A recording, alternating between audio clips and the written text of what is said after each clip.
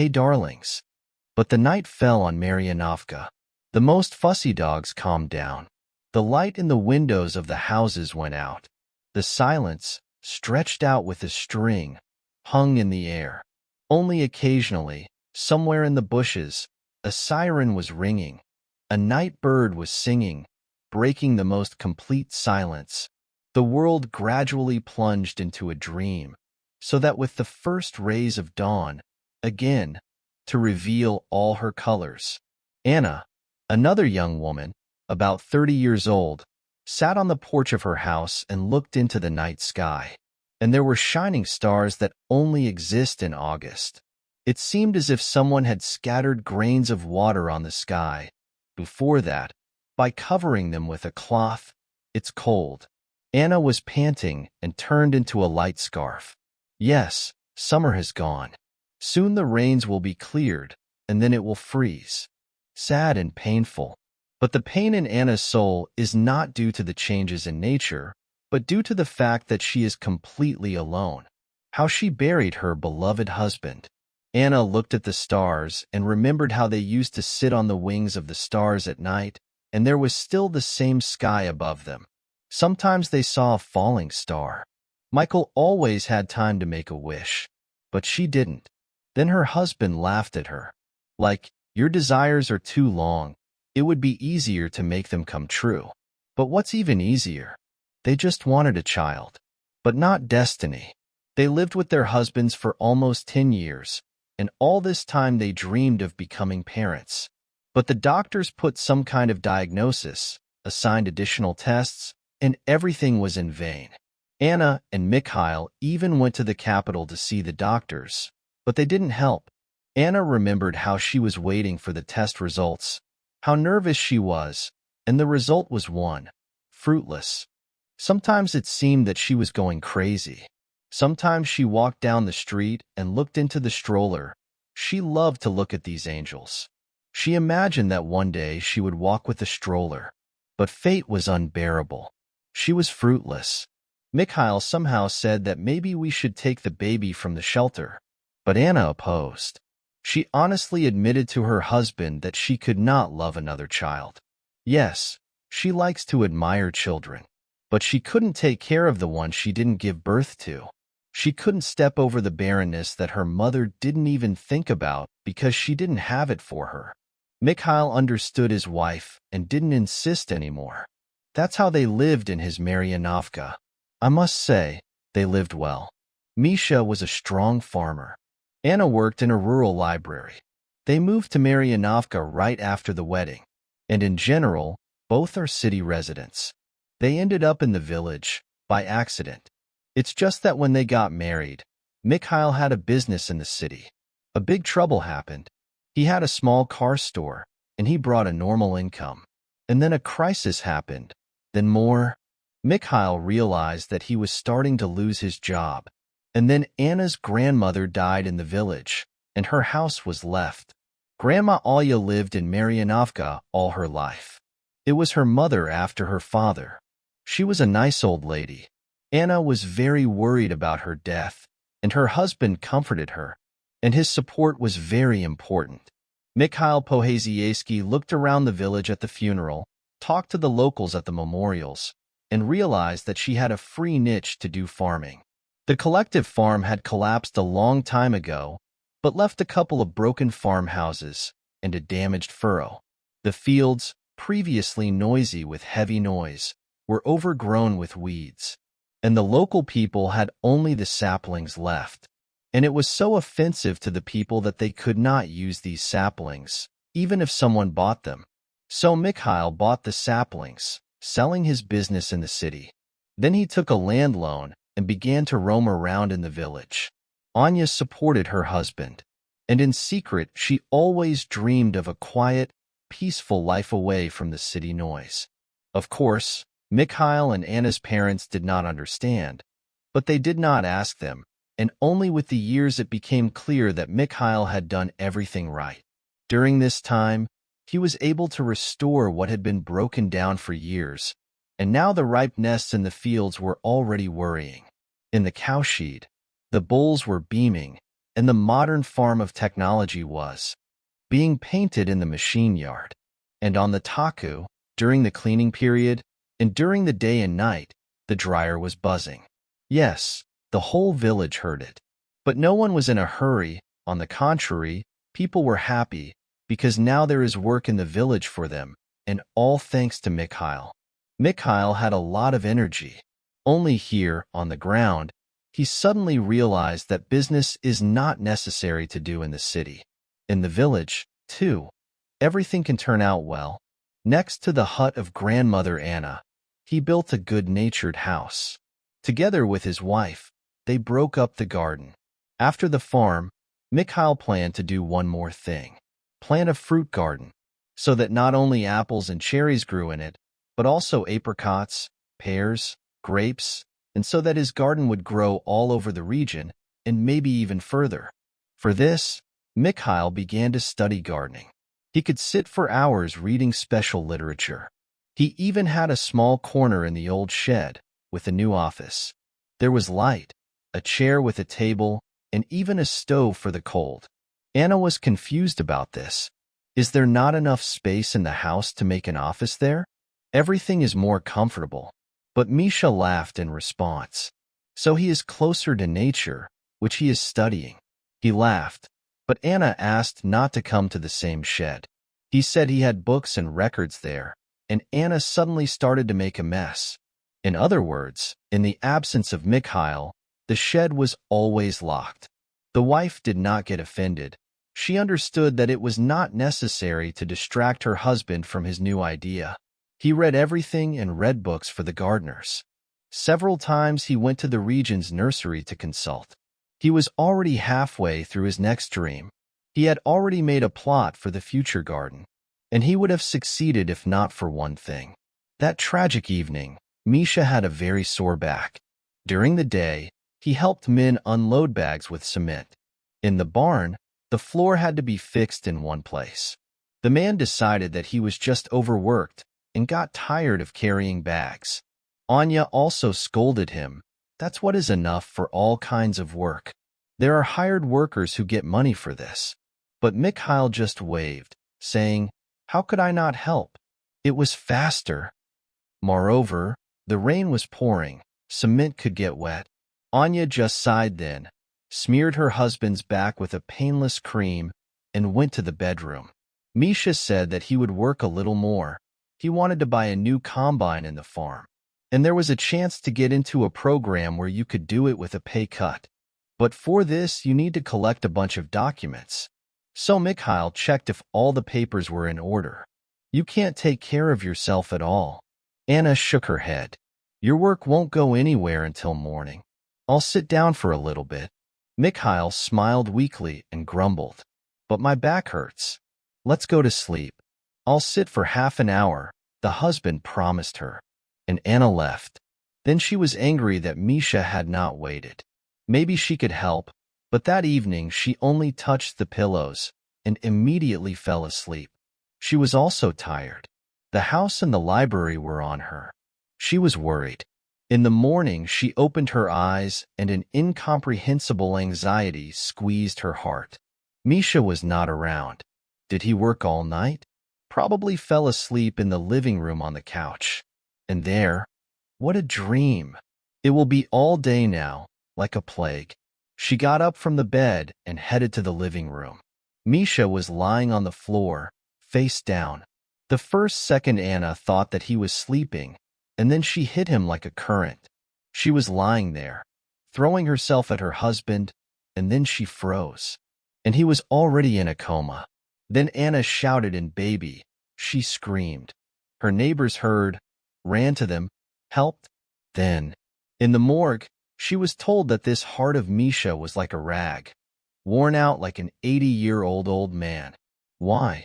After all, Misha never complained about the heart, did not drink, did not smoke, did not get nervous for nothing, which the pathologist reasonably noticed. Not complaining does not mean that he did not bother. Yes, Misha was like that. He didn't like to listen to his fans.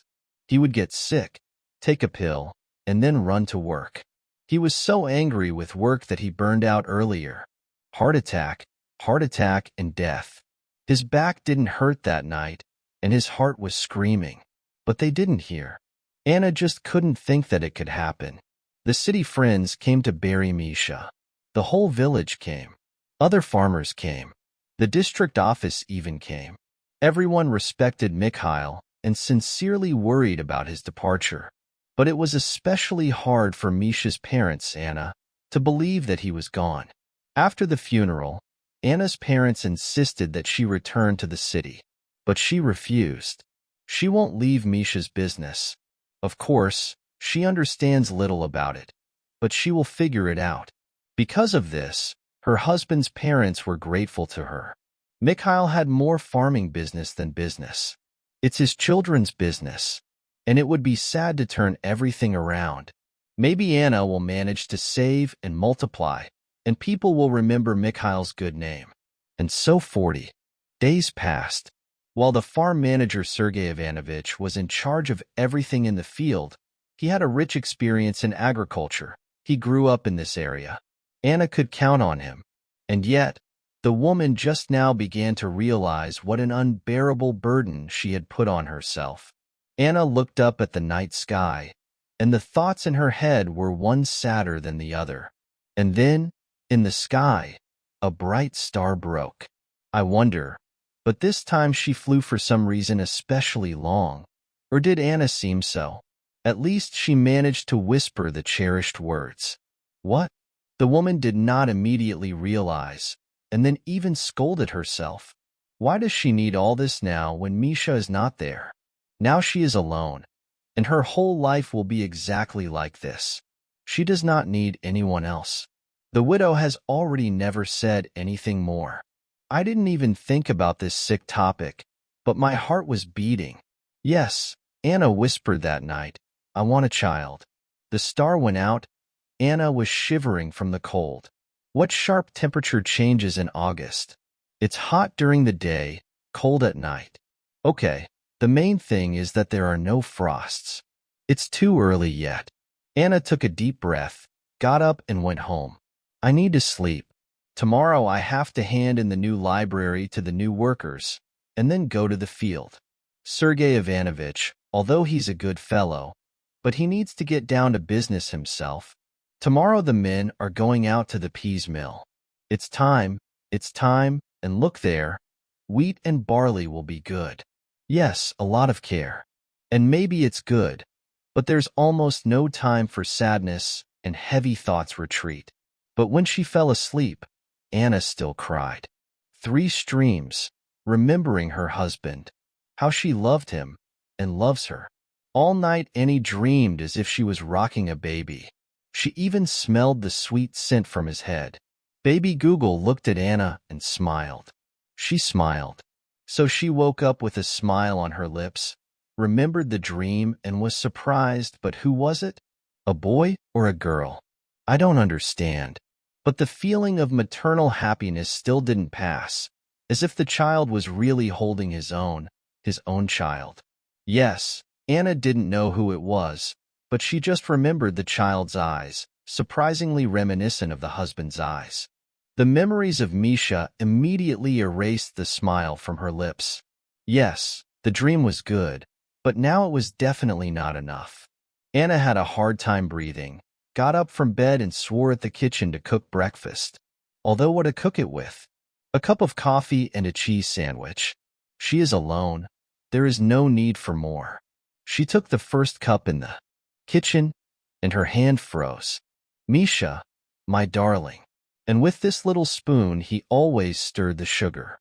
There was also a little pinch of it. An old spoon inherited from Granny Anna. Old, but so memorable. While the kettle was boiling, the woman sat at her ex-husband's place by the window. She pressed this spoon to her lips and thought. Or maybe her parents were right, insisting that she return to the city. Everything here reminds her of Misha, and it hurts so much to realize that she will not see him again, will not hear his voice. The kettle has been turned off for a long time, and Anna was sitting, looking at one point. I'm not going anywhere. Finally, She said it loudly, as if someone else could hear her, and pulled herself to the teapot. Yes, life goes on, and this life is connected with the village, with Maryanovka. Having drunk coffee, she quickly gathered and ran to the library. There, at the closed door, Irina Nikolaevna was already waiting for her. Anna was going to give her things. To be honest, Anna was a bit timid in front of this old, full-fledged woman. Irina Nikolaevna worked all her life in a village school. She was a director for many years. She was a powerful, unparalleled woman. But at the same time, if she spoke, she was always a creature. Everyone respected Irina Nikolaevna and listened to her opinion. It's been 3 years since she came out on her deserved vacation, didn't think about working, and then Anna decided to leave the library. It was difficult to find a new responsible worker in the village, but no one wanted to talk to Anna either. Everyone understood that if the farming industry collapsed, then everyone would have to go to the village. They already went through this stage. And so the chairman of the council went to Irina Nikolaevna with a request to, at least for a year, take on the responsibilities of a librarian. Irina Nikolaevna thought a little and agreed. Indeed, who if not she? You can't leave the people in the village without spiritual food. Stay, Anna Nikolaevna, she said to Anna instead of greeting. Oh, I'm sorry, Anna replied. I didn't count the time. I just slept a little. If you are so good at managing our farm, it's a bad thing. The field doesn't like to fall asleep. I'll take it into account, Anna replied peacefully. She wanted to tell Irina that something was a bit risky, but could she do that to the former director? And they'll have to communicate a lot more. There was a lot of work in the library. While all the books with the catalog were checked, while the district commission was waiting, while all the necessary papers were signed, the old libraries, Anna and Irina Nikolaevna, when the sun was already setting, lighting Maryanovka with a red sunset. The domestic Scot has already returned from the field, and the busy housewives hurried to the cowshed, shouting with their dead ends. Somewhere there was a laugh of the walking youth, and soon again the night will descend on Maryanovka. I didn't have time to go to the field today, Anna sadly noticed. I hope Sergei Ivanovich will manage on his own. This one will manage, Irina Nikolaevna answered. But Sergei can be put down. He is a good agronomist and a smart businessman, but he still needs an assistant. After all, he can't work with documents, and he never learned to talk to the authorities. Will you cope, Anna? Irina Nikolaevna looked at the satellite curiously. They walked along the evening Maryanovka. The August coolness again covered the village. Anna was panting and smelled a light breeze. And what else, Irina Nikolaevna? I can't let Misha down, she quietly answered. That's right. The former principal's wife nodded, and now the librarian. And then Irina Nikolaevna looked at Anna carefully and added a softer tone. Honey, would you like some tea? Yes, good idea. Anna nodded confusedly. Come to me. I really have nothing prepared. Well, let's think of something. What do you think? Boiling is already good. Irina Nikolaevna replied cheerfully and smiled slightly. Anna looked at the satellite with different eyes. Now she didn't seem to be strict, even somewhere tough. During this day, they even made some friends. No, Irina Nikolaevna is an iron grandmother, as many people in the village called her by the eyes. An ordinary woman. She smiles kindly, almost like a mother. They entered the house. Anna was fussing in the kitchen, and Irina Nikolaevna was walking around the rooms. I said hello to the guest and went to the kitchen. Everything was so solid, strong. Well done. And you are a great hostess. You have a cozy place. Who needs this cozy place now? Almost holding back my tears, Anna answered. I don't want to be in the house. Everything about Misha reminds me. Tomorrow I'll go to the office, then to the field. It's good that you're so eager to do something new, but you can't tear your heart. Irina Nikolaevna sat down at the table and looked at the hostess carefully. I understand. It's hard for you now. Everything about your husband is reminiscent, but since you want it so much yourself. Anna was surprised to see the guest, and she continued. Secondly, why is Mikhail's photo still in the living room? Well, it's supposed to be. It's supposed to be standing there for 40 days while people say goodbye to the house. And it's been more than time. Take away the photo. It's easy for you to say, Irina Nikolaevna. Anna was shocked. How can I? How can I betray him? These things, photos. The only thing that warms my soul is that you say stupid things. Serena Nikolaevna was sad. Then she smiled sadly. You say it's easy for me. And you know what I had. And then, behind the cup of tea, the former director told her story. Her husband loved her so much that she waited for him to have a child and was going to take an academic vacation for this reason when the disaster happened. Her husband's car was hit. He died later in the hospital, and Irina had a miscarriage in the late hours. And after that, the doctors said for sure that she would have no children. The young woman was crushed. The light dimmed before her eyes. There is no beloved, and the meaning of life is forever lost. Then the mother came and took Irina to the village. Here she came to herself a little, then graduated from the institute, went to school to work. Pedagogical meeting in the Rye Center. She met Peter. He taught mathematics in another village. He was a young, interesting man. His colleagues whispered, a widow. His wife died during the childbirth. So he is alone, raising his son. The boy is only 3 years old. When Irina learned about this, she felt sorry for Peter, and that little boy remembered his story. After the meeting, they accidentally ran into Petr in a local culinary, where Irina ran to drink tea. They smiled politely at each other. Petr suggested sitting next to them at the table. They talked about professional topics, ate belesh. That was the end of their first conversation. Then they met several times at work. And after that, Petr visited Irina for the November holidays. They had a hearty time. Irina's mother liked Petr very much. Irina realized that she was attracted to Peter. So, they were already meeting in 4 people on New Year's Eve. Irina, Petr, his son Kostik, and Mom. They played the spring wedding. And since then, Irina and Peter have become close. Kostik has become called Irina's mother since the first days, and he has become the only and beloved son for her. Many years have passed, and everything is fine with them. Kostik has been in the city for a long time, a big boss. He comes to the parents for the holidays with his whole family. He has a wife and 2 daughters. Irina Nikolaevna adores her grandchildren, and the arrival of her son is waiting impatiently. Well, come on. Anna was amazed. And I didn't know that your son was not your own. No one ever told me anything about it in the village. He is the most dear to me, although I did not give birth to him. Irina Nikolaevna smiled.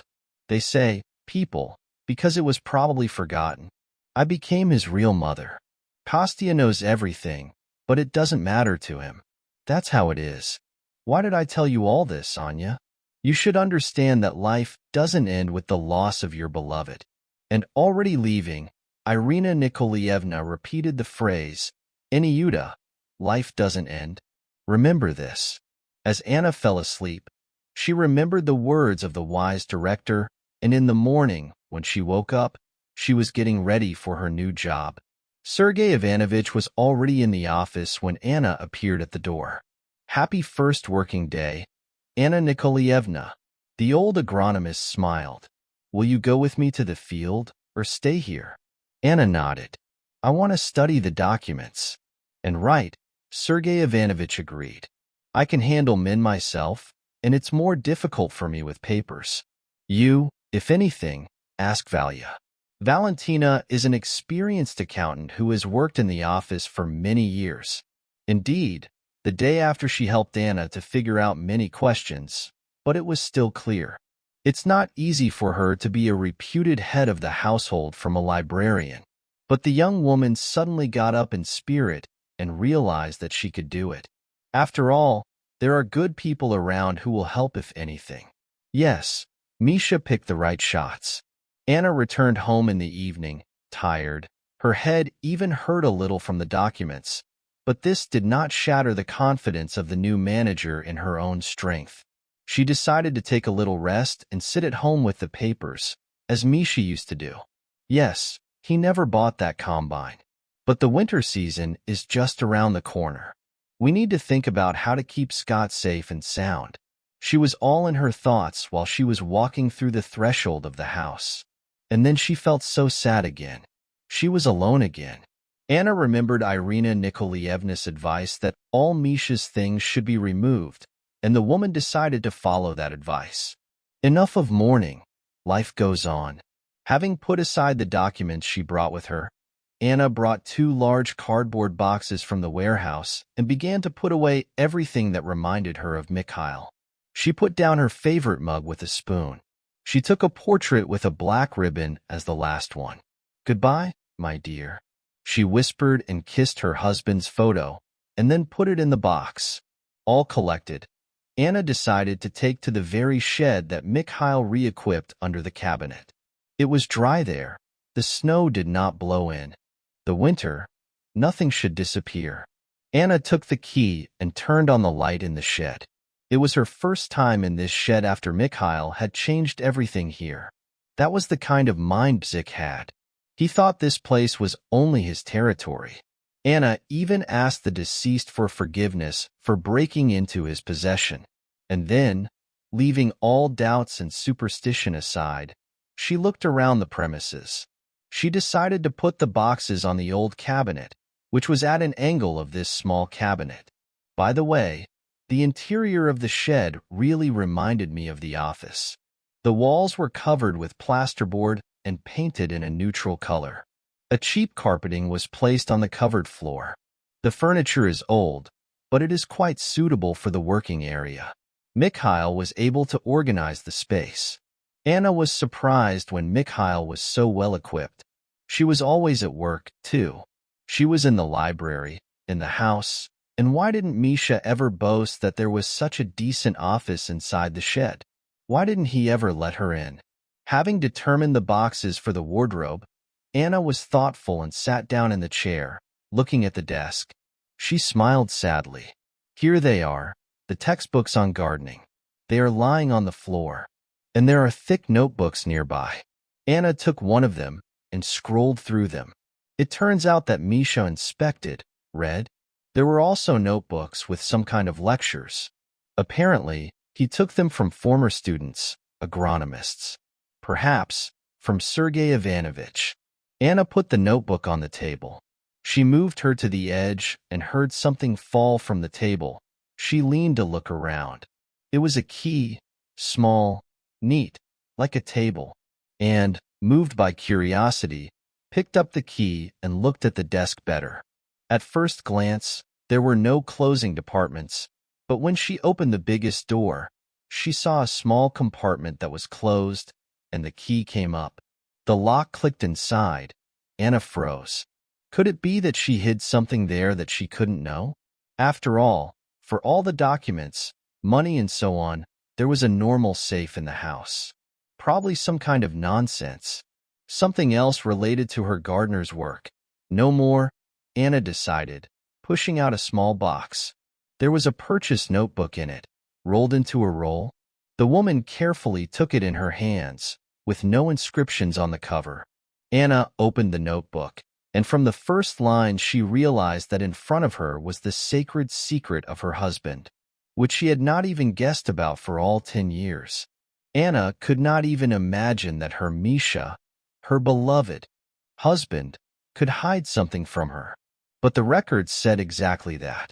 Anna, frozen in tension, read page by page, as if swallowing information. It was a personal diary. Mikhail, it is believed that for a man to write a diary is something shameful, funny. I used to think so, too, but then I realized that only by expressing my thoughts on paper I can at least talk to someone, at least with myself.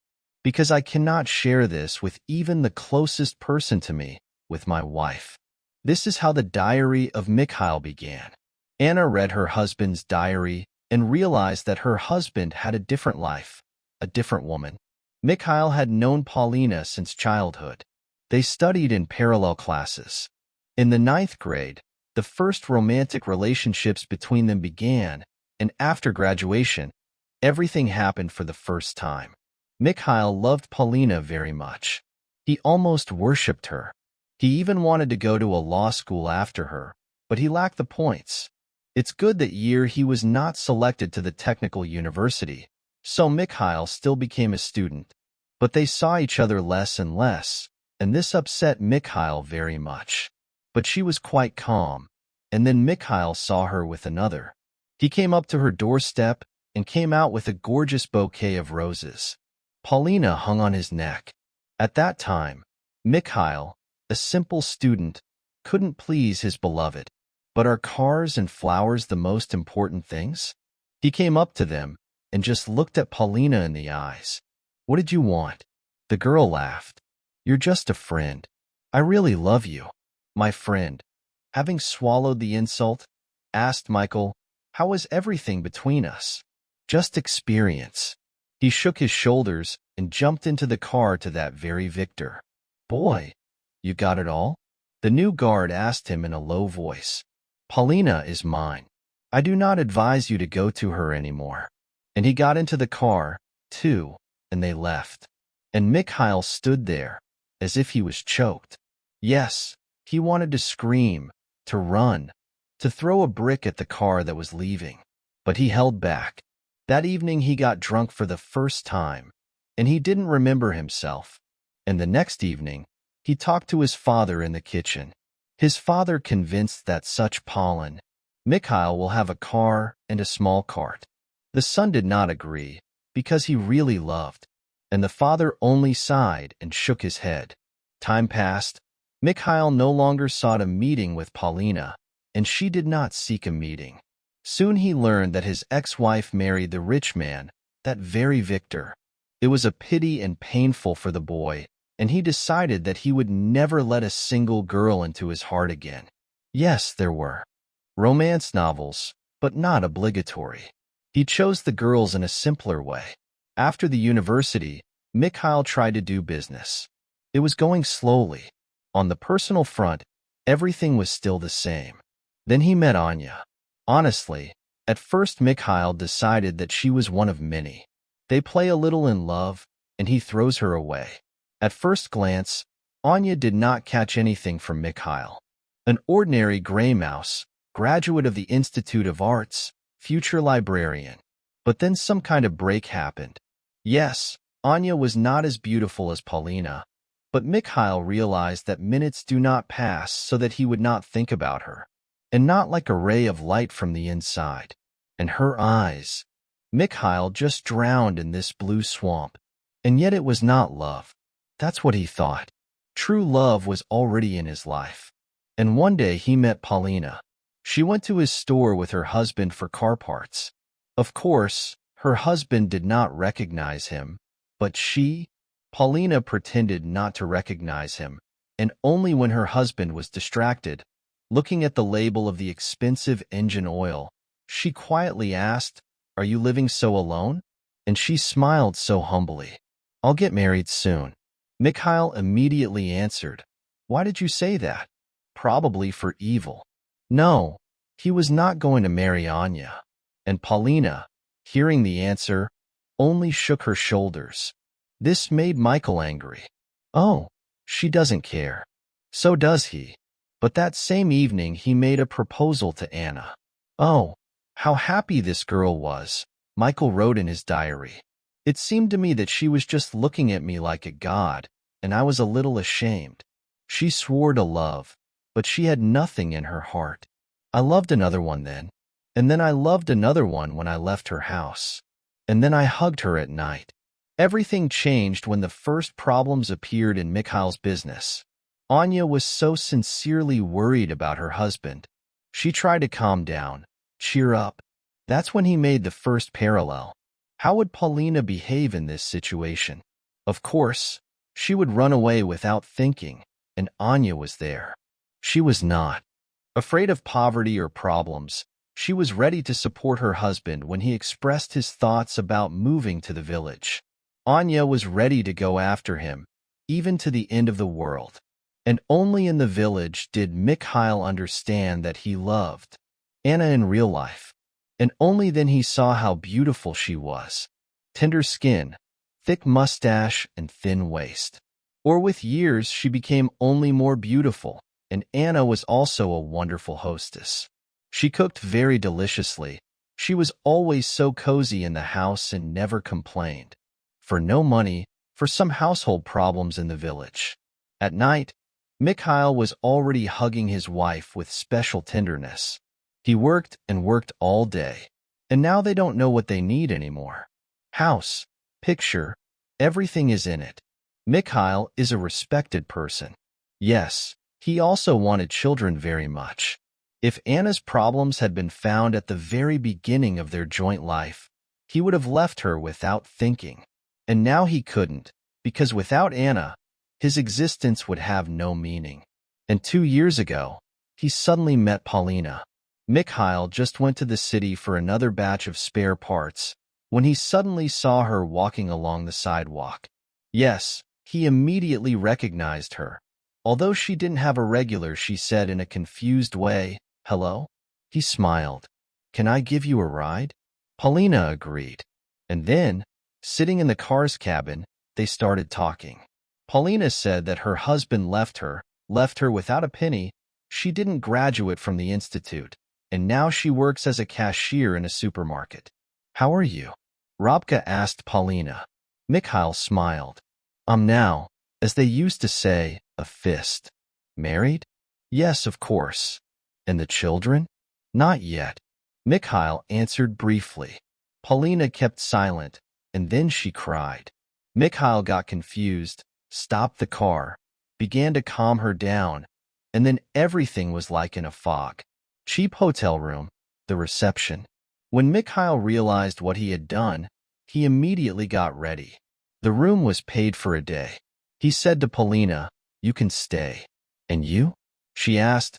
Now she looked happy and almost as beautiful as before.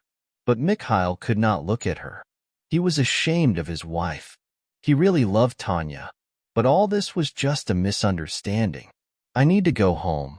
Not looking in her direction, Michael answered. "Will we meet again?" "No. Forget everything that happened here." "How? You can't do this to me. You've always loved only me." Paulina shouted. "It was a long time ago. And what happened today is a mistake. I love only my wife." "Sorry." Mikhail left the room, leaving Paulina crying. Was she sorry? Yes, a little. She's ashamed of her behavior. But on the other hand, they are now in the account. He tried to forget about this story, but after a while Paulina called him.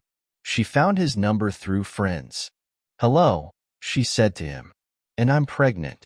"Congratulations," he replied. "What does it have to do with me?" "It's your child." Of course, Mikhail did not believe at once and asked Paulina not to call him anymore, but she did not calm down and sent him a text message the next day that he would tell his wife about everything. And then he called himself. "Do not dare to call my wife." He yelled at the dead body. "I don't know if you're pregnant or not. What we had was a mistake, and I told you about it. I don't need a child from you, even if it's mine." Then, having dropped the conversation, he felt a little sorry for his words. After all, they didn't have children with Anya, and there were no chances either. But how could he be? To admit the child to Paulina? But then Anya will find out everything. He couldn't hurt her so painfully. That same evening, he took his wife's phone and drowned him in the lake. Let her think that she lost it. And the next day he bought her a new one with a new SIM card. So he hoped that Paulina would not be able to get Anna. The calculation was justified. No one bothered Anna. Paulina called him only 9 months later and said that she had a baby. "I couldn't stop myself," she explained and laughed in the phone. "I still want to have children in the future family. And this is your child. Let him be. That is, let him be." Mikhail did not believe his ears. "What have you done to the child?" She gave up the baby in the house. Paulina just replied. He turned out to be weak. No, if he were healthy, I would have left myself. You would still be recognized as a father, and you would have paid good alimony. But you know, it's not enough to ruin your life with a sick child. Adil? What kind of orphanage did you leave him in? Mikhail asked, squeaking his teeth. Paulina didn't answer him anything, only laughed in response and threw the corpse. Mikhail didn't sleep all night, thinking what to do. At that time, he was setting up this office in the barn, started studying the gardenership, and thought how to be for him. Here he could calmly discuss everything about himself, to at least speak out, and began writing this diary. He described the past, thought about the future, and no one else. Anya was afraid to hurt. It's better not to talk to the men in the village. The men are sometimes worse than the most chatty woman. As a result, Mikhail still decided to look for a child left by Paulina. Yes, it was difficult, but small bribes in the city, maternity hospital, and the nursing unit helped. He found out where the boy was. He was already 6 months old, and no one hurried to adopt him. The thing is that the child had big heart problems. In his 6 months, he already went through one surgery, another one was required, but it was already paid, and the money was just cloud-like. Even if he sold all his property, Michael would hardly have fixed the situation. Meanwhile, he did a genetic test and found out that his son was the one. But how can this be? He didn't admit to cheating before, and now he's trying to make his son pay for it? Michael decided to keep everything a secret. He just started to regularly transfer money for the treatment of his son to the same shelter, and was looking for ways to find money for the surgery. Yes, it became difficult financially, and the economy was going to be in trouble, and Anya had to guess that there was another expense. That's why Mikhail worked and worked. It was hard, but he did it. Only one time his heart couldn't take it. Mikhail's diary ended with these words. Something was wrong with me today. My heart was pounding. How can I imagine that it can be the same for my Vanya? It's not my thing. I'm an adult man, and he's a total crook. But it's okay. I think I found a fund that will help my boy. And then I will definitely find a way to convince Anna to take the baby to herself. Yes, my wife will not know that this is my son. Perhaps I will one day admit to her this, but not now. This was the end of the diary. Anna read the last sentences several times. Tears ran down her cheeks and buried them on the page. And yet, he loved her. Yes, only her. And also this unfortunate boy. Oh my God. It was so hard for Mikhail. And why didn't he confess to her and everything? Perhaps together they would have figured out how to help the baby faster. Yes, it was a child from his lover, but it was his son too. It turns out that Misha loved her. Anna was silent. He was silent and tortured because of his betrayal, and his heart was torn apart. And now he is gone. But somewhere lives a little boy, also with a broken heart. Anna cried and realized more and more that the man of that field was not jealous at all. It was a mistake, a greeting from the past. If it had gone to hell, how could it be? Why did you pity me? I'm strong. I would have coped with your betrayal, but you couldn't live with him. But I promise you that I will not leave our boy. Yes, for Anna. For some reason, this unknown baby has already become his own, and let him be born another. He is a child from his beloved, and she will definitely save the baby. At night she dreamed again that she was rocking a baby, and now Anna knew that it was a boy, and his name was Vanechka. Even his face was visible. Yes, the baby was surprisingly similar to Misha. In the morning Anna woke up even before dawn. She washed herself, quickly dressed and gathered in the city. When she was driving along the deserted street, "Where are you going?" The manager of the office on the other side was surprised. "Go to the city, Sergey Ivanovich, go to the city. You can handle it without me here." She replied and left, leaving the faithful assistant in complete confusion. No, there will be no use from such a mistress. Sergei Ivanovich sighed and went to the car yard, where the mechanics were already going to go. The field. Anna was already in the city by lunchtime. From the diary, the woman knew where Vanya was in the orphanage. That's where she went. The guard in the shelter explained how to get to the head of the orphanage, Svetlana Grigorievna, to Mikhail Dmitriev's wife. The woman, an old woman, asked the head of the orphanage, when she introduced herself to the guest, why he didn't come himself. I am his widow, Anna said quietly. Oh my God. Svetlana Grigorievna waved her hands. What a disaster. What happened? Anna explained. Oh my God. Apparently, it's her inheritance, since Vanya has it. Svetlana Grigorievna was upset. I don't know if it's worth talking about. I know that my late husband's son is in this shelter. Yes, I'm not the boy's mother, but I would like to help him. Tell me, what should I do? Svetlana Grigorievna threw her eyebrows and looked closely at Anna. So you want to pay for the second surgery? I know Mikhail Dmitrievich was going to do it, but the amount is huge. Did you find the money? Not yet. I don't know all the details. My husband didn't tell me anything, but I want to complete what I started. The boy is not guilty of anything and should not suffer. Yes, you're right. I will tell you everything I know. Mikhail Dmitrievich found one fund, but only part of the money can be given to the boy's treatment. Svetlana Grigorievna told me the details, gave the fund coordinates, and then suddenly asked. Anna said, Can I? It's not allowed at all, but I think it's okay to exclude it. Soon Anna was standing by Vanya's bed. The baby was sleeping. The woman had a tickling in her chest. Yes, this baby was like a dream. But now it's not a fake, it's a real one. The baby turned around, opened his eyes, snored, and again poked Anna's chest. She saw Misha's eyes. The nanny approached the child, took care of the baby, and Anna, the manager, headed to the exit. I will definitely find a way to help Vanechka, said Anna. Svetlana Grigorievna stood and watched her for a long time. Holy or blessed.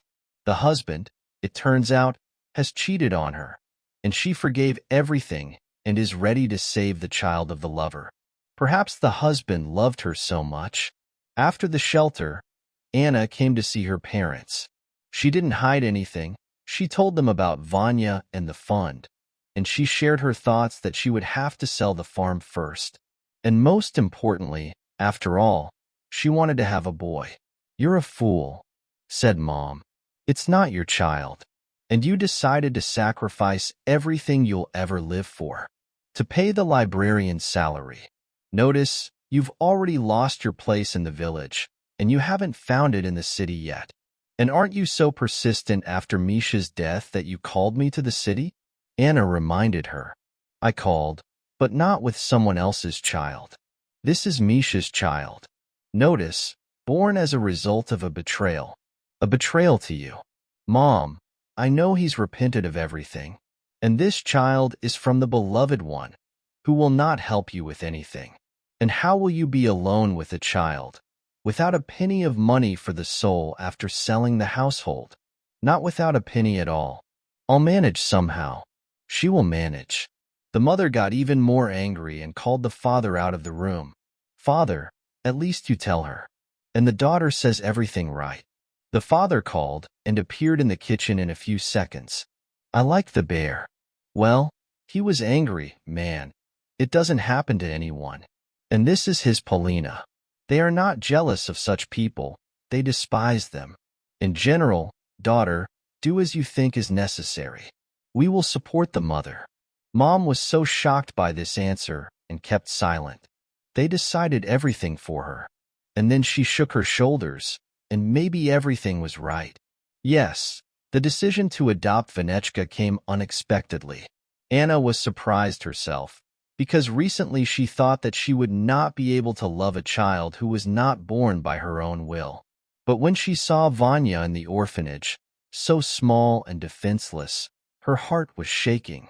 It does not matter who gave birth to him, and Mom, he will have her, and to take care of her, and to take care of her, and to love her. Anna went to Mikhail's parents. They were very surprised to see the former sleeper on the threshold, and then they got all nervous and went into the room and started to cover the table.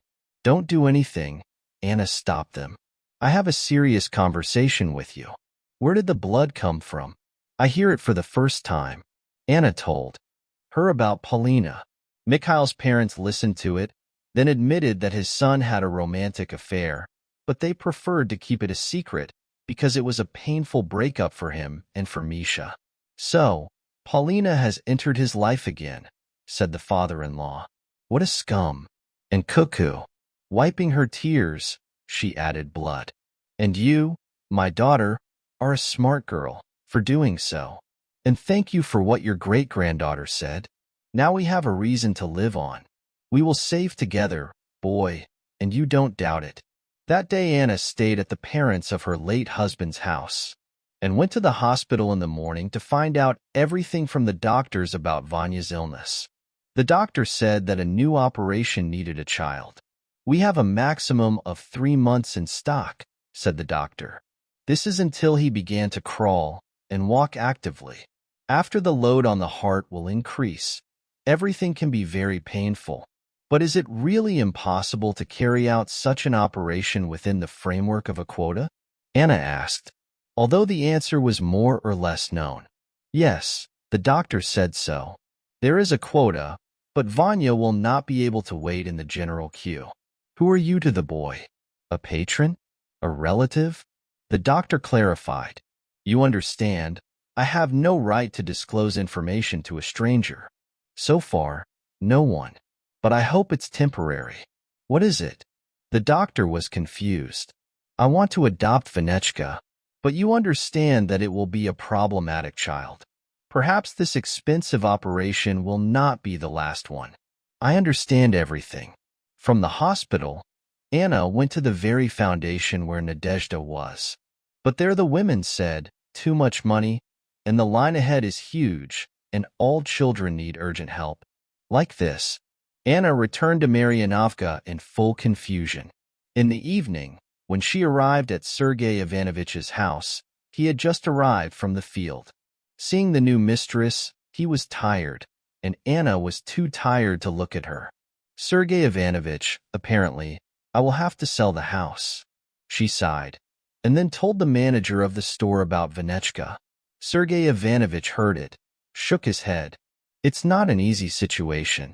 No, of course, you can sell everything, and the property with all its property is much more expensive. But Anya, you can't do anything yet. It should take 6 months for you to enter the law of inheritance." "Yes, exactly. And it all came out of my head. What should I do? I can't think straight." The woman was completely confused. "It's Misha's son. How can I leave him? He's so small there." Sergei thought, if there was time, it would be possible to wait until late autumn and sell the crop to the buyer there, but almost all of it. What should I leave for the seeds? And feed the cat in winter? To let the whole herd down, but is it really possible? "Anya, is this really Mikhail's child?" he asked carefully. "Yes, I found a certificate and a genetic laboratory in his documents." "Oh," and he was silent. "Yes, he surprised me too," answered Anna and said. "But why, my dear?" Sergei Ivanovich hugged Anna and stroked her shoulder. "Don't cry. It hurts from all this," Anna admitted. "I seem to be spinning, recognizing, worrying. But in fact this is a child born as a result of the betrayal of my husband. No, I'm not jealous. It's just offensive anyway. Nothing, nothing. Your soul will calm down. And you are doing everything right. You have abandoned to help the baby. Your mother is clearly a bitch, it turned out. She refused to go to the maternity hospital. God is her judge. And you don't worry so much, girl. Tell us what we can think of. Maybe we can save the household." Sergei Ivanovich did not deceive them. Soon all the farmers around knew that the late Mikhail had a sick son. The men organized the assembly themselves, connected their friends, and those of their own slowly, but the money began to collect. Anna, who was constantly torn between Maryanovka and trips to the city hospital, was tired of the impossibility. She was grateful to the people who helped the boy, but it was just a drop in the ocean. Mikhail's parents also stayed out of it. They even took a loan to help their grandson, but the money was still not enough. And one day, Anna's mother came to the village. Tatiana Anatolyevna was initially skeptical, but she was set up. But seeing that the daughter had to stop, she had to get to work. She arrived at the end of September. Anna had just returned from the power outage, where they ended up drying the barley. Tired, she only poured tea for herself, as if knocking on the door. "Mom?" Anna was surprised and immediately became pale. "Something happened to Dad?" "No, everything is fine with Dad." My mother shook her head. "I want to help you. I'm sorry that I didn't accept this situation from the beginning. You know, I have a hard character. I wouldn't forgive betrayal anyway. And you are different. I see you're fighting with this baby. I got a call from the wedding. They told me that they saw a boy. Really looks like Misha. The baby had nothing to do with it." "Mom, what are all these words for?" Anna answered, a little irritated. She was tired from a hard-working day, from calls from the clinic, and then her mother came. Probably, she decided to take her brain out again. And here's what she said to Tatiana and opened a small bag. From her, the mother pulled out the old box, and Anna had never seen it. And Tatiana Anatolyevna put her on the table and opened it. When Anna looked at her, her eyes were rounded. Old decorations, rings, bracelets, earrings were lying in the box. "Is this gold?" Only she could ask her mother. "Gold." Tatiana Anatolyevna smiled sadly. And then the new government. The merchant managed to run abroad, and when everything was loaded into the cart, the men with the spades and axes came to the house. The merchant and his family barely managed to jump into the cart. The coachman clapped his knuckles. Yes, he probably overdid it. The horse was torn apart by the pain and fear that she had the strength. Some things flew out of the carriage. The little knot in the hands of the merchant did not hold.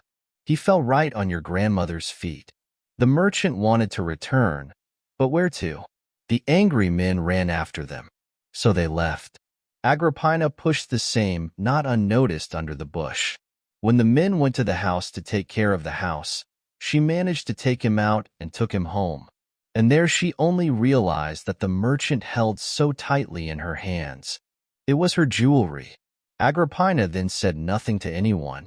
At first she was afraid that the accused would serve the merchants, which means that they would be treated equally. And then she decided that these jewelry should be waiting for the owners. She really wanted to return them. But years passed. Agrippina married a good person, a real communist. One day she admitted that she had real treasures. Timofey was so angry that she did not immediately give up the new power. And now, how to explain where it all comes from? He had a fight, and then he dug this box in the iron barrel in the garden under the apple tree, away from sin. So she was lying there for many years. And then the war. Her husband went to the front. Fiddling with my daughter was Hungary. One day she decided to take advantage of the treasure. She dug out the box, chose a simpler decoration, and then exchanged it for food on the market. And a week later she was buried by Timofey. Agrippina cried and blamed herself. She thought it was all because she took what was not hers, and she was taken what was hers. Again she buried the box and never took it again. Then Agrippina and her daughter were given an apartment in a well-built house, and in the old plot she built a dacha. And only shortly before death, she told her daughter about the treasure buried under the apples. But she strictly ordered to keep silent and never use this wealth because it was someone else's. Mother Tatiana remembered her mother's words all her life and told her daughter about the box only before death and punished her not to touch the jewelry again. But suddenly the owners would show up and not tell anyone, so that there would be no trouble. Before this box, Tatiana had some kind of superstitious fear. At the summer cottage, She often looked at the place where the apple had not yet grown. I wonder what kind of indisputable treasures there were. She told her husband for a long time so that he would not have the desire to use the treasure, but suddenly the cursed truth. Then she confessed to her husband. He laughed for a long time, considering it a woman's imagination. But one day he went to the country house and dug out a rusty barrel, and in it was the same box. Tatiana scolded her husband for her will, and then forced her to bury it back.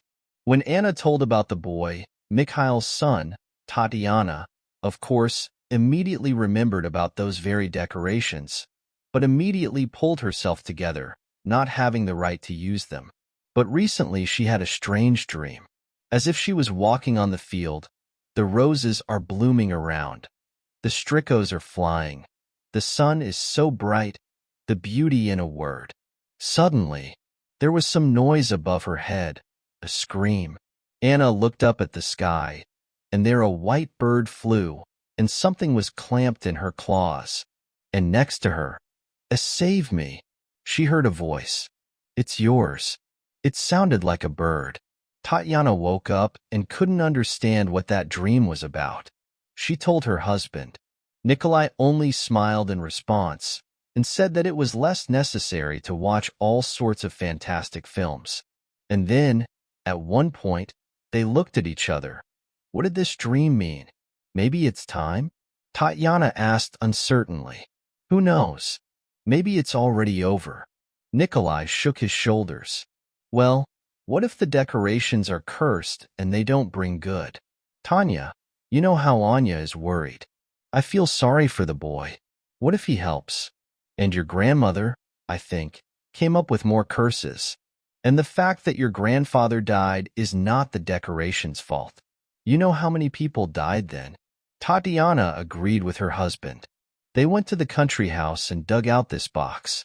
Then she went to her daughter.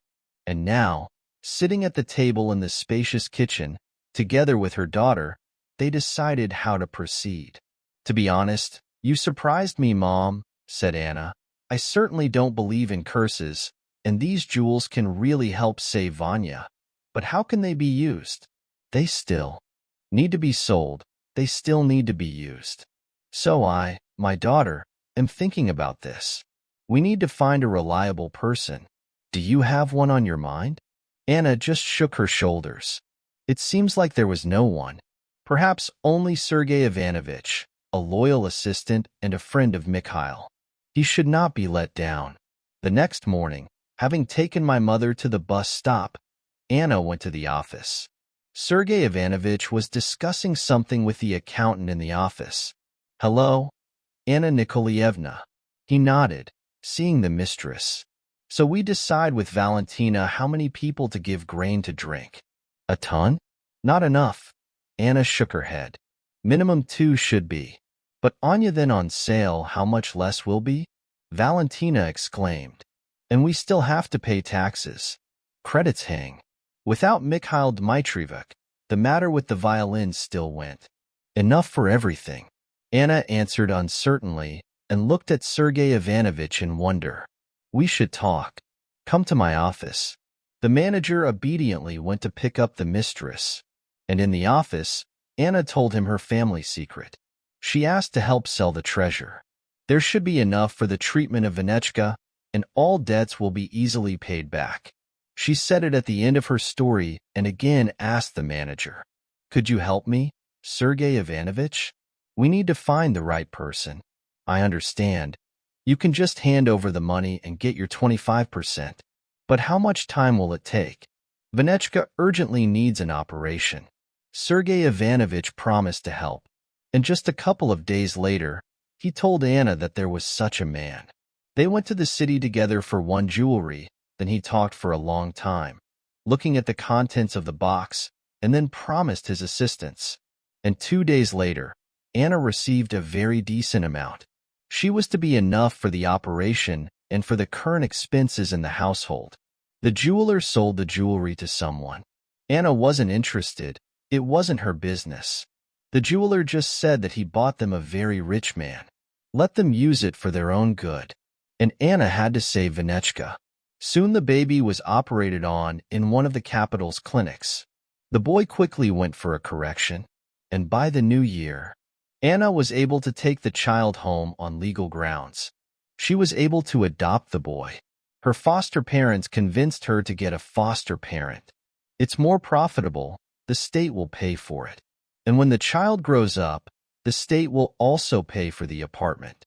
But Anna firmly decided that the child is her husband, and this is her child, and she herself will be able to raise him. And he will be a real son to her, without any support from the state. She will handle it herself, because she does not take it for money. 3 years passed. Anna and Vanechka lived in Maryanovka.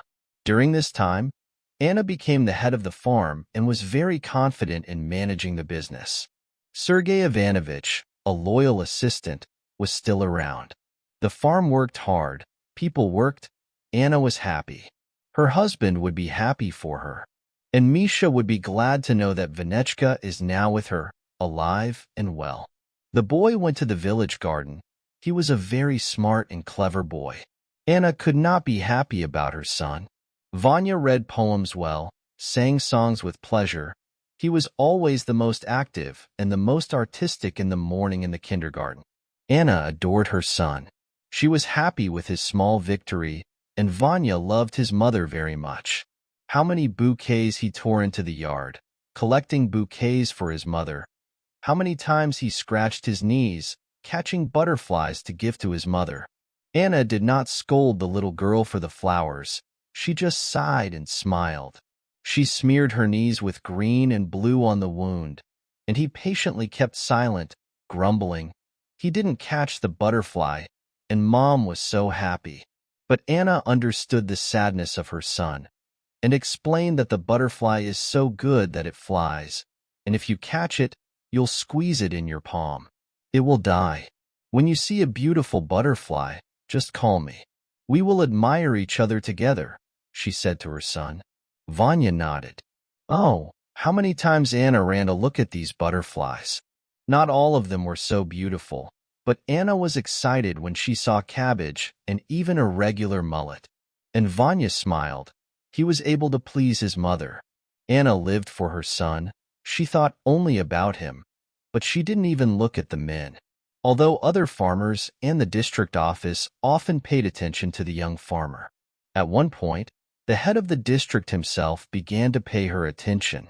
Anna did not know how to refuse him so as not to offend and not to live in the enemy. Okay, if he was young and not married, then he was already under 60 years old and had grandchildren. Then Sergei Ivanovich helped. A few times, she would take something from Anya's hand or whisper something into her ear. She understood her loyal manager correctly, played along. But the head understood it in his own way. He decided that the young farmer was already busy, and since Sergei Ivanovich's relations were almost friendly, he decided not to interfere anymore. And then, somehow, he calmed down. And Sergei Ivanovich should not have depicted the heroes of lovers anymore. Nobody was. Vanechka rose in love and care. Often, the parents of Mikhail came to see their grandson. Sometimes they looked at Anna's parents. Yes, the baby was enough of care and attention. And only sometimes the 5-year-old baby asked his mother, "Where is his father?" "Our father is in heaven." Anna sighed and hugged her son. The boy looked up to the sky and could not understand where is Dad hiding and why. Dad is next to the others, after all. This moment was the only one that made the cloudless existence of the boy dark. "Don't be sad, baby," Anna said to him. "I'm next to you." And the boy hugged her tightly around her neck. "Mommy, I love you so much," Vanya whispered to her, and she hugged him. At such moments she was the happiest. She was her mother, and that was the most important thing. Often after putting Vanya to sleep, Anna sat by the window and looked at the stars. She remembered the past life with Mikhail. Yes, they were happy, and it still hurts a little that he is not around, and will never be again. And probably Anna would have gone mad if Vanya had not appeared in her life in a wonderful way. Yes, on the one hand, she should have been angry at her husband, accusing him of cheating, but on the other hand, was it really a cheat? Anna was grateful to her husband for his mistake, because it was she who allowed her to become her mother. Anna was even grateful to Paulina that she had left the baby in the orphanage. Otherwise, she wouldn't have met Anna and Vinechka. Now he is the most dear to her, the most beloved, the most. It happened in the middle of November. It was a day off. The first snow fell at night, and it was white on the street. Anna started making pies in the morning, and when Vinechka woke up, the house already smelled of a fragrant baking. "Pies?" asked the boy, looking at Mom in the kitchen and wiping his sleepy eyes. "Pies. Your favorite, with apples. Go to the bathroom, wash yourself and get the table." Vanya didn't have to ask twice. He quickly ran to the bathroom, and then his bare legs were already, Vanya said, got up on the stool and already asked for more. "Mom, let's go to the street after breakfast. It's snowing there." "Yes, winter has come." Anna bent her line. "Do you want to get cold?" "Well, Mom," said the son of the lips, "I want to make snowman." "Okay, let's go make it. Only let's eat pies." Vanya smiled and talked with bare feet on the stool. Anna just sighed, brought her son's slippers and pulled them on his feet. Then she smacked him in the head. They had breakfast with pleasure, then gathered outside. And there was a fairy tale in the yard. The white snow covered everything. The trees, the fences, the buildings. It seemed that everything was tightly wrapped, and a round blanket. And at the same time it was so warm, and the snow on the ground was so soft, so soft. Anna and her son rode snowmobiles, while throwing each other snowballs, laughing and talking. They did not immediately notice how their house had a dark white house, and a man of 35 years old came out of it. He stood a little near the fence, with a smile on the smiling mom and son, and then opened the door. Hearing the knock of the door, Anna turned her head and, surprised, raised her eyebrows. She did not know this man. "Excuse me, are you Anna?" the man asked, uncertainly. "Yes, and who are you? The heir?" The woman was surprised. "And what are you inheriting in my house?" "No, you didn't quite understand me." The man was confused. "I came to you to talk about jewelry." Anna slightly got pale. She was ready to deny everything, as the man had warned her. No, you don't think I have any complaints against you. I just want to know everything. But first, let me introduce myself. Roman Makarov. I'm the legal wife of the buyer Makiev." Hearing the name of the buyer, the jewelry that Anna sold a few years ago, the woman got even more pale, and the man, seeing her reaction, hurried to explain everything. "Roman. He was born and raised in the capital. His parents told him a story in his childhood, how he was raised, lived in a small town. He was a merchant. Then he had to run away from the whole family, saving himself from the new power. The plans were to get to England, but there was not enough money to cross the border. The merchant was very much counting on the value of his wife, but she couldn't save them when they ran away from the estate. They had to hide in Siberia. For several years he lived with his family in the forest, hiding from the authorities. But then they were found anyway. However, by that time, the great-grandfather was seriously ill, and soon he died. The widow was not persecuted by the new authorities. They even called her to work in the collective farm. Then her children worked in the collective farm. With honest labor, the family proved that they could rely on them. Then a lot of things happened in life. As a result, the father of Roman was able to leave for the capital. There he studied, got married with his family. He knew little about the past of his ancestors, but only remembered either the fairy tale or the truth. Allegedly, the priests had jewels. Some even had engravings, the Count and the Darius, the merchant and his wife. What happened to the jewels is unknown. Roman studied history and taught in one of the universities in the capital. Once, there was such a case at the school. One of the students couldn't answer the simplest question. Roman, unfortunately, shook his head, saying, "I'm waiting for the next time. And this is already a commission." The girl got angry and suddenly pulled her earrings and put them in front of the teacher. "These are rarity earrings," she said with tears. "Take it, just put 3, please." Roman angrily looked at the girl, wanted to get rid of such a bribe, as he suddenly noticed the engraving on the surg and the Count and Daria. The stories of his father and his family were immediately remembered. Roman wondered where these surgs were from. She, a little calmed down, told him that her father had given them to her, and he had bought them for a large sum at some auction. Roman became curious. Is it really the same jewelry that once lost its great-grandmother? He asked the student for his father's phone, gave her the long-awaited 3, and gave her the earrings. "Don't throw such gifts away," he advised her in the end. The girl, who was stunned by joy, joyously jumped out of the audience, and the novel called her father after. I asked about the auction, then I went to the jewelry owner, to the jeweler. He collected all the information and found out about Anna. "Do you want money?" Anna asked when she understood everything. "To be honest, I wouldn't refuse." The novel smiled, but in general, I came to find out how these jewelry turned out to be. And now Anna has already told her story. Of course, without further ado, the very essence is that after the death of her husband, her son was in urgent need of surgery, and only thanks to those very jewels she managed to do it.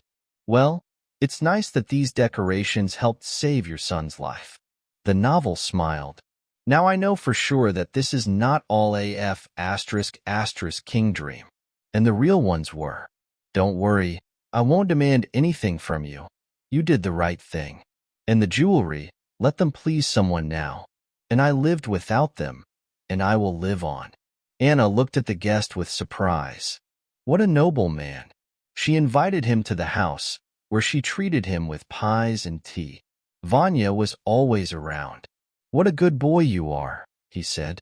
"Romantic. You look like him, I think." Anna just blushed a little and smiled. Of course, Vanya wasn't like her. He grew up less and less and looked like Misha. But he never stopped being the most beloved and important person in Anna's life.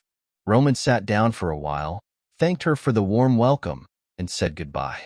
Anna was surprised all day long. What a miracle this man has traveled hundreds of kilometers just to find out about the past. And he was very noble. He could have demanded money from Anna, but no, he didn't. Winter passed. Spring came, ringing and stormy. Everyone in the village was busy, in the yards and gardens. Anna disappeared to work until the very night, either at the office, or in the field, or at the health center. Vanechka was in the kindergarten in the morning, and in the evening his neighbor picked him up from there. Anna made an agreement with her. It was not difficult for Granny Katia to do this, and she liked to drive with her little neighbor. Her children have lived in the city for a long time, and her grandchildren are already adults. Sometimes her great-grandson brings her granddaughter, but it happens once a year. And the old lady loved to drive with her children, so much that she pampered her little neighbor. Once, after kindergarten, Granny Katia brought Vanya to her. She took another painting of him and went to the garden to sow a carrot. Suddenly, the old woman saw how near Anna's house a taxi stopped. A young blonde came out of it and, with a confident step, went into the yard. "Who do you need?" said Granny Katia. "The hostess is still in the field." "In the field?" The stranger curled her lips. "I see. Can you tell me what to do?" "No, I'll come next time." The stranger got into a taxi and ran away from the dusty road in the village. Granny Katia didn't even have time to ask her who she was and what she was doing. And when Anna came to pick up her son, she told her everything. "A blonde?" Anna was surprised. "I don't know who it could be," she said. "She'll come back later." A month passed. After the sowing, a small vacation for the peasants came. Anna relaxed a little. Somehow, they decided to go to the lake with their son and swim. They just went to the threshold, and they met a woman on the path. Tall, slim, beautiful light hair. Anna immediately understood that very blonde, which Katia's grandmother was talking about. But who is she? I am Polina, Vanya's mother. Instead of a greeting, a woman said. She didn't even look at the boy who was standing next to Anna. She looked at Anna, and she was confused by what she heard. Polina, is that really her? Why did you come? She quietly asked. I want to take my son. Polina replied and smiled at her. I gave birth to him. Vanechka heard the whole conversation, but little did he understand. He only turned his eyes to this beautiful aunt and back. Anna, remembering, sent her son home, promising that they would go to the lake a little later, and now she needs to talk to the guests. Vanya left obediently, took out the cars in the room, and started playing in the race. Having won the race, Anna invited Polina to the chat room. She nodded, and the first one walked down the path. She patted the seat in the chat room and looked around. She said, It's not bad here. You have it. Is it all Mishka who has built it up, or you already? Anna said, Try to explain the purpose of your visit. I said I wanted to take my son. Polina looked at Anna. What did Mishka find in you? What you didn't have? She answered Anna and continued on. Why did you decide to have some kind of relationship with my son? And I found out everything. It was you who adopted him from the shelter. Even if it is so, no court will give you a child. You correctly noted that I adopted Vanya after you refused him in the maternity hospital. I had no money to treat him. Polina spoke a little wistfully. And you don't teach me how to live. And I don't teach her. I just won't give my son away. Get out of here. Anna stood opposite Polina, crossing her arms. She was determined. Now she will take the especially I am amazed by the way you speak, my child. How side he is yours. However, Misha has no relation to him. And here you are lying. Anna also smiled.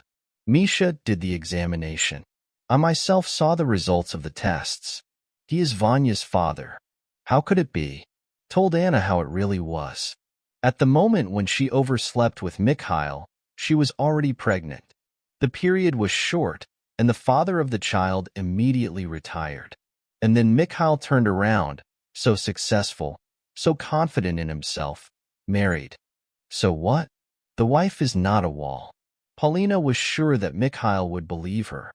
He couldn't forget his first true love, her, Polina. Michael the Noble doesn't abandon a pregnant woman, and he's so angry. He started to gossip about his love for his wife, about the fact that their night with Polina was a mistake. Maybe Polina wouldn't give up so easily, but then again the real father of the child appeared. By the way, he's not a poor man either, and maybe everything would have grown better for them, but he died in an accident, and Polina was left alone with a child in her heart. And so she felt sorry for herself. Everyone deceived her. And why would she need this child now? She would survive in this cruel world by herself. And when she was told in the hospital that the child had health problems, there were no more doubts. She decided to refuse the boy. But Mikhail was not happy with the insult. She told him that she had given birth to him, and the child was abandoned. Why? So that this noble citizen would suffer, and perhaps even go bankrupt. After all, Polina knew how much the surgery cost. It was just huge money. Mikhail had to sell everything to cure the baby. Yes, she was sure that Mikhail would look for her son. And so it happened. And in the same orphanage, her nanny was working, and one of her friends was working. She whispered that Mikhail had appeared. She later told Polina that he had done a DNA test. With the test, everything was easier than a couple of raps, and her friend Polina worked for her. Polina persuaded her to replace the test, supposedly wanting to return it to Mikhail. But in fact, she didn't need him anymore, like a child. By that time, she met a new gentleman, a rich Italian. She was twice older than him, but it was nothing. Polina watched Mikhail carrying his baby from afar, looking for money and waiting. Why does it end? And then, somehow, it didn't happen before. The rich Italian called her to marry, and Paulina flew to Milan. She celebrated. Finally, everything got better in her life. You can forget about the moneyless, the man's grudges. And even this child has a new life. Anna listened to Paulina and couldn't believe that it was all true. It turns out that Mikhail was also deceived, and Vanechka is not his son. Of course, in the words of Paulina, it was possible to doubt, but they were more likely to be true. Anna saw that Vanya, overgrown, became completely unlike Misha. Yes, he was not like him at once. Just the same eye color. Anna was convinced that Vanya, a copy of Misha's, and Mikhail's parents wanted to believe in it. And the boy doesn't look like Paulina. So, it was really someone else. Oh God, Vanechka is not Misha's son. From this realization, Anna's tears came back. She barely managed to cope with emotions and calmly asked, "Why do you need a son now? A lot has changed." Paulina looked at Anna, slightly glaring. "She found out that my husband, Matteo, wants a child, but he has problems. And as it turned out, I can't give birth anymore. They even wanted to adopt, but then I admitted that I have a child. Matteo and I thought and decided that it would be better if he lived with us." Paulina didn't tell Anna. Her Italian husband was furious when he found out that his beloved wife once gave birth to and abandoned her child. He even wanted to divorce because of this. Paulina begged her to forgive him, and he agreed to do it, but on one condition: if she goes to Russia and comes back with the child. There was no choice. Paulina agreed. In her homeland, she learned about Mikhail's death, about his wife adopting a boy. Paulina was happy that the boy was operated on, so she won't have to deal with him again because of this problem. And in general, Vanya didn't need her, but she couldn't lose Matteo. And the feelings were irrelevant here. Matteo was rich, and that's the main thing. Anna looked at the impudent guest in confusion. What Paulina said about Vanechka was, of course, a shock, but in any case, Vanechka remained her son. Even if not from Mikhail, even if she was someone else's blood, but at the same time he is the most dear and close to her. She will not give the child of this painted doll to him. "Get out of my house, otherwise I will call the police," Anna confidently said and pointed at Paulina, the path to the gate. "You shouldn't have done that." Paulina poked her shoulders. "My child, any kind of examination will confirm this. I will find good lawyers, and I will be returned to Vanechka. No court in the world will go to such a thing. You yourself left the child, sick and defenseless. You arranged your personal life while he was suffocating from the attacks. You didn't care if he was alive or not. You lived in Italy and felt great, and I was with Vanya all this time. I'm his mother. Okay, goodbye, mother." Paulina laughed and added, "Goodbye for now. I'll definitely come back for my son." And she left with a smile on her lips. The engine started at the gates. The car door burst. The car left, taking away an unpleasant guest with it. Anna was sitting in the besetka. The mood was completely ruined. Vanya is not Misha's son. This thought was rumbling in her mind. She did not notice how Vanya ran out of the house and headed for her. The baby came up and hugged Anna on the shoulder. The woman suddenly shuddered. The baby was worried. "What's wrong, my dear?" "I just thought about it." Anna smiled and hugged her son tightly. "Mom, where's your aunt?" "She left." "What did she need?" "Yes, son." One question was solved at work. Anna came up with on the go. She thought about it and added, "Son, if this aunt ever appears in our house, or you see her on the street, don't go anywhere with her, don't talk to her." "Mom, she's bad. Very bad. You remember? Don't go with her." The baby nodded in response and immediately reminded her of the lake. "Of course, son. Let's go swimming." "We were going to." Anna remembered, and she, holding her son's hand, went down the path through the garden. There, behind the garden, a clear and transparent lake was blushing. The locals love to rest here. Anna and Vanechka swam and sunbathed. Emotions in Anna's soul slowly faded away. And then, returning home, the woman thought, what, in fact, has changed? Yes, it's a pity that Misha turned out to be not Vanechka's father, although this is not to be believed. But, however, even if it is so, I love my son, and I will not give him to anyone. Paulina has no rights over him. The only thing I can say to Misha's parents is that Vanya is not their own. Anna understood that this information could harm Mikhail's parents. They lived only with thoughts about their beloved grandson, their little blood. And what happens? Nothing left after the son? Anna decided not to tell anything to Misha's parents. And she didn't tell anyone about this meeting with Paulina. The woman hoped that this insolent person would never appear in her life and in the life of her son. And so they went home from the lake. The sun gently hugged her shoulders. The warm wind blew. Somewhere in the bushes, the bell rang.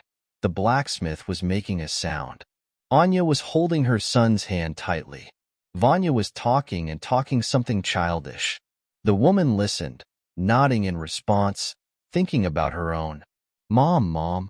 Suddenly she heard Vanya's voice. What, son? She shook her head, as if driving away the worrying thoughts.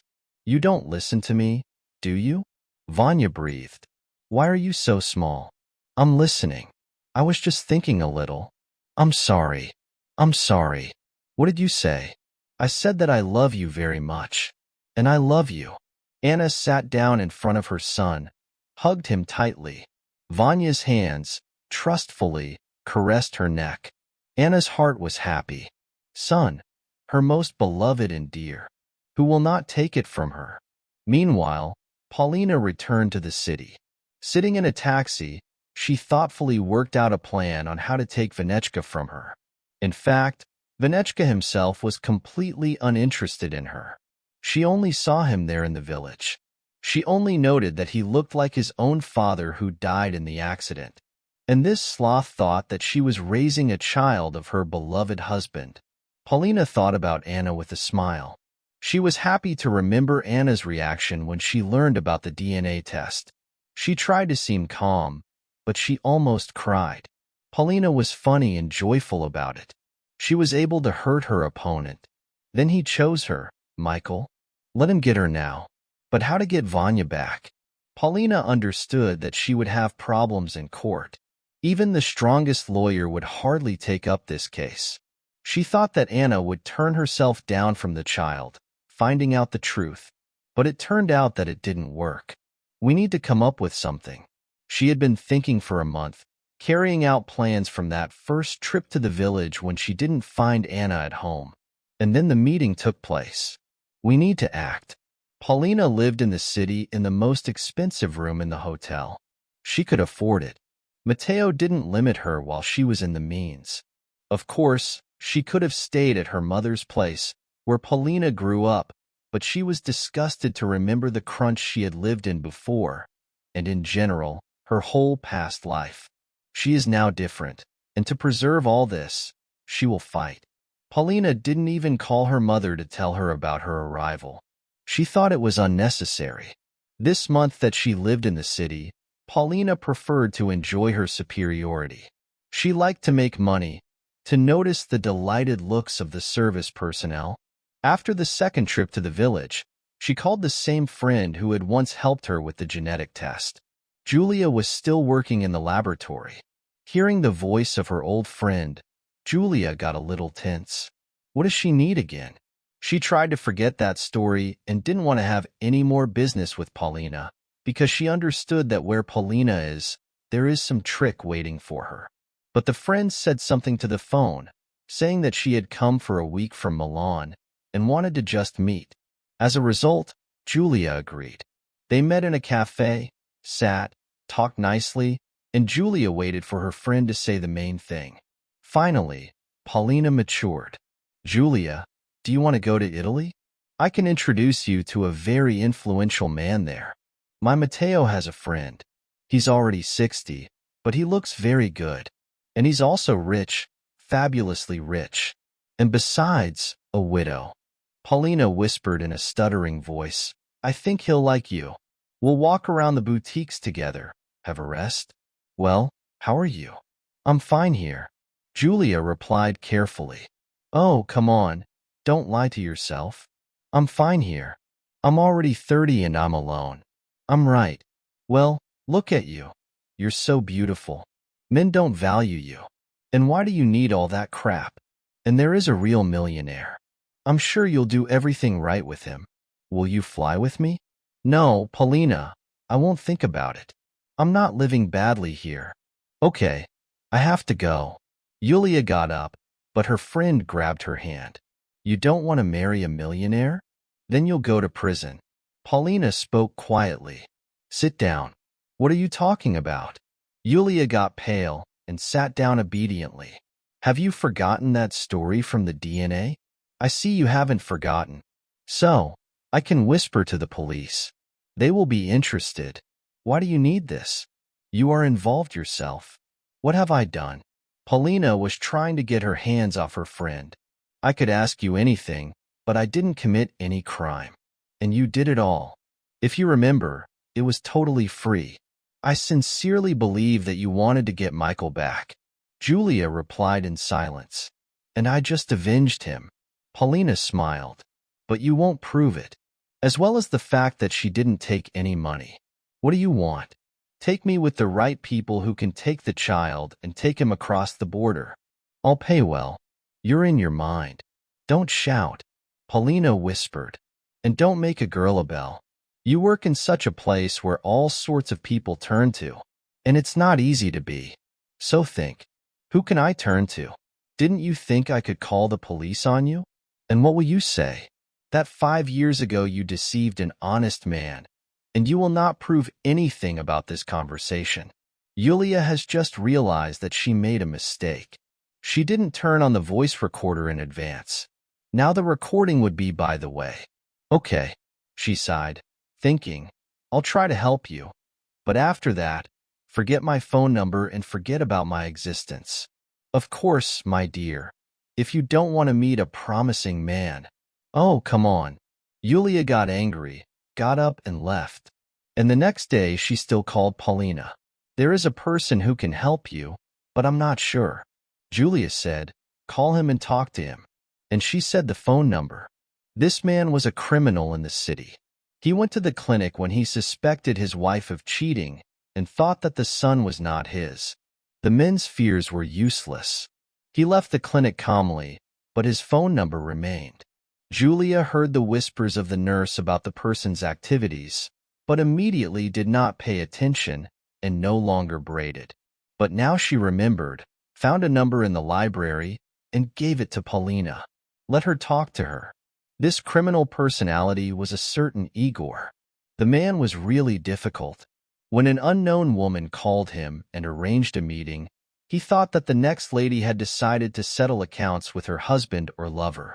But when Paulina explained what to do, Igor initially refused. Moreover, it is very troublesome to travel abroad with a delivery. When Paulina announced the fee, he thought, okay, let's try it. In the end, he agreed. That morning Anna woke up early. There was some anxiety in her soul. Anna stretched out and took a deep breath. Apparently, the dream was bad. Only she doesn't remember what it was. Enough of yourself, Anna. It's time to get up, said the woman. And indeed, there was a lot of work for today. The men are going out for a walk today. We need to control the work. Anna quickly had breakfast, looked at Vanechka. Her bunny is sleeping. She smiled and then sighed. Again, her son will be without her all day. The kindergarten is under repair. It's good that Granny Katia is always on the lookout. As soon as she thought about her neighbor, she heard the door creak. Here you are, Granny Katia. Well, neighbor, are you going to get ready? Asked the old woman. Come on, Vanya and I will take care of it ourselves. I'll bake pancakes for him now. He'll wake up, have breakfast, and then we'll go to my garden. The raspberries have just ripened, so we will collect them. And then we'll come up with something else. Don't worry, Your little boy will be under supervision. And don't worry, Granny Katya, you are my main assistant. What would I do without you?" Anna smiled gratefully. She got into the car and went from the village to the forest, where the agricultural machinery was already making noise. On the way, Anna thought, to Misha's parents or to their own. And they and others suggested to watch Vanka this month, while the kindergarten was under renovation.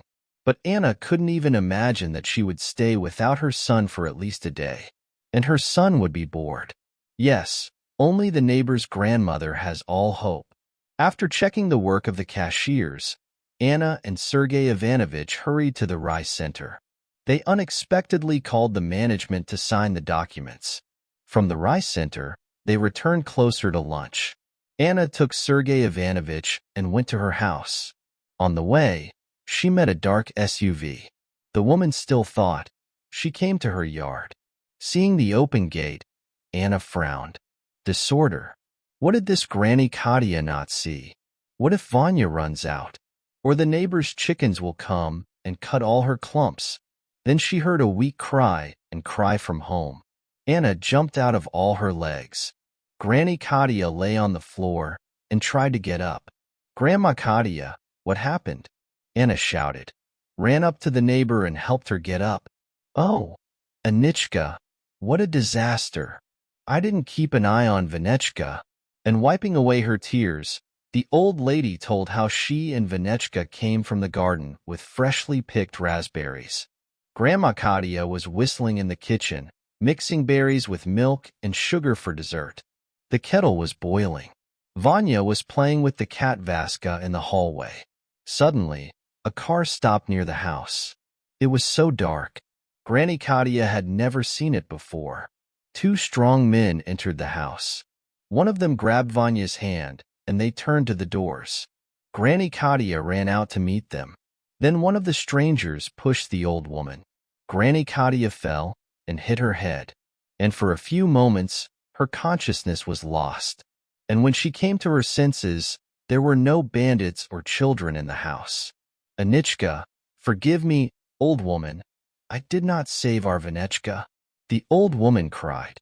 "Granny Katya, do not blame yourself for anything," Anna said in a trembling voice. "Oh my God, why do they need Vanechka?" Anna called an ambulance and police, and she jumped into her car and threw herself after the bandits. Now she knew for sure what kind of car she saw on the way.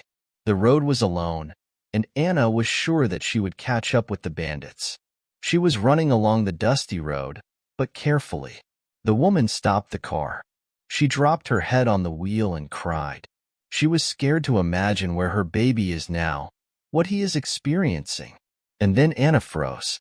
She realized who could take her baby. It was Polina. There was no one else. And only then she thought about it. On the way, a police car appeared. Anna jumped out of the car and, with a bang, began to explain to the investigator who she was, what had happened, and expressed her suspicions. "Well, let's not waste time." She agreed with the investigator's arguments and called her colleagues in the regional center to find out more about this Paulina and, if possible, to detain her. The law enforcement officers quickly took up the job, but the only thing, who did they find? It was Paulina, and she quietly lived in her hotel room. And when the police guards came to her, she was in complete confusion. She took the child? She rounded her eyes. "Oh, come on. How could I organize all this?" The investigator had no clue. The car number that came to the village, no one remembered. Only the color and the brand. Of course, there was no surveillance camera on the way to Maryanovka. The investigator suggested a different version. Maybe he was taken for ransom, but so far no one called Anna, and she was sure that this was Paulina's hand. And while all the policemen were investigating, the men of Maryanovka also sat idly by. Under the leadership of Sergei Ivanovich, the men searched the forest, lakes, abandoned houses, but could not find anything. Meanwhile, Igor brought little Vanya to the city. Igor was glad that he had successfully skipped all the DPS posts. He drove along the road where the camera was at least. Yes, He did not worry about this. The driver was wearing a cap. His head was up. He was sitting with the boy in the back seat. No one could find them. Igor left Vanya at the old cottage. In the evening, he planned to take the child to the border area in another car. He has friends there who will help him to get over the boy. One thing was a little embarrassing for him. The child was scared, crying all the time, and called his mother. Igor was not a beast, and he was even sorry for the boy. He already regretted that he had connected with this adventure, but on the eve of the adventure, he was a decent cat, and it was too late to retreat. "Well, why are you crying?" he said to Vanya. "We will soon go to your mother." "True?" Wiping her tears, he asked the child and looked carefully into the big uncle's eyes. "Of course, Mom asked her to bring you." "Why did you hit Granny Katya?" "Who hit her?" "She just fell." "Is everything all right with her?" Somehow Igor made the child happy and gave himself a kiss. With such things, nothing else. And maybe he would have succeeded, but then an anonymous call came to the police. A woman called, and she reported that she knew who had taken the child. She called the name Igor. Then everything was a matter of time. The law enforcement established the location of Igor. Soon he and the driver were detained on the out of town. Vanya. When Annie was told that the boy had been found, the woman almost unconsciously lost her composure, and then she cried out, but already from happiness her little one had been found. More than a year passed. All the guilty were punished in that story. Igor and his partner got a good sentence. Paulina was also sentenced to the organization of the crime. In addition, her Italian husband divorced her. Yulia, who called the police, was only easily frightened. The court took her side as a witness. However, she was fired from the laboratory, and the management did not want a person with a doubtful past to work in their institution. Many facts surfaced at the trial, such as the fact that Vanya was not Mikhail's son. Mikhail's parents, having learned about this, were very upset, but over time they calmed down and continued to take Vanya as their own. Anna's parents were also very surprised. But how can you refuse a little man who has entered their family strongly? Anna and Inna lived in their Maryanovka. Those terrible events began to be forgotten. And then, in Anna's life, another meeting happened with a man she already knew a little about. But who would have thought that fate would bring them together? Spring was not in a hurry that year. At the end of April, the snow was still falling. It was freezing at night. It's time to plow the fields, where to drive the tractor. After all, the field will be polluted with manure, and the terms will be pressed.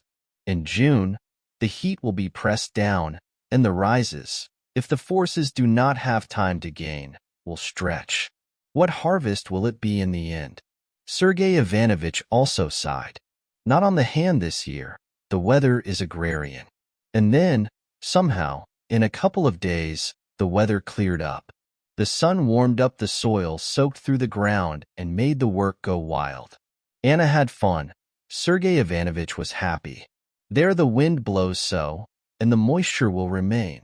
The coulee will be dry. Anna agreed with the decision of the manager.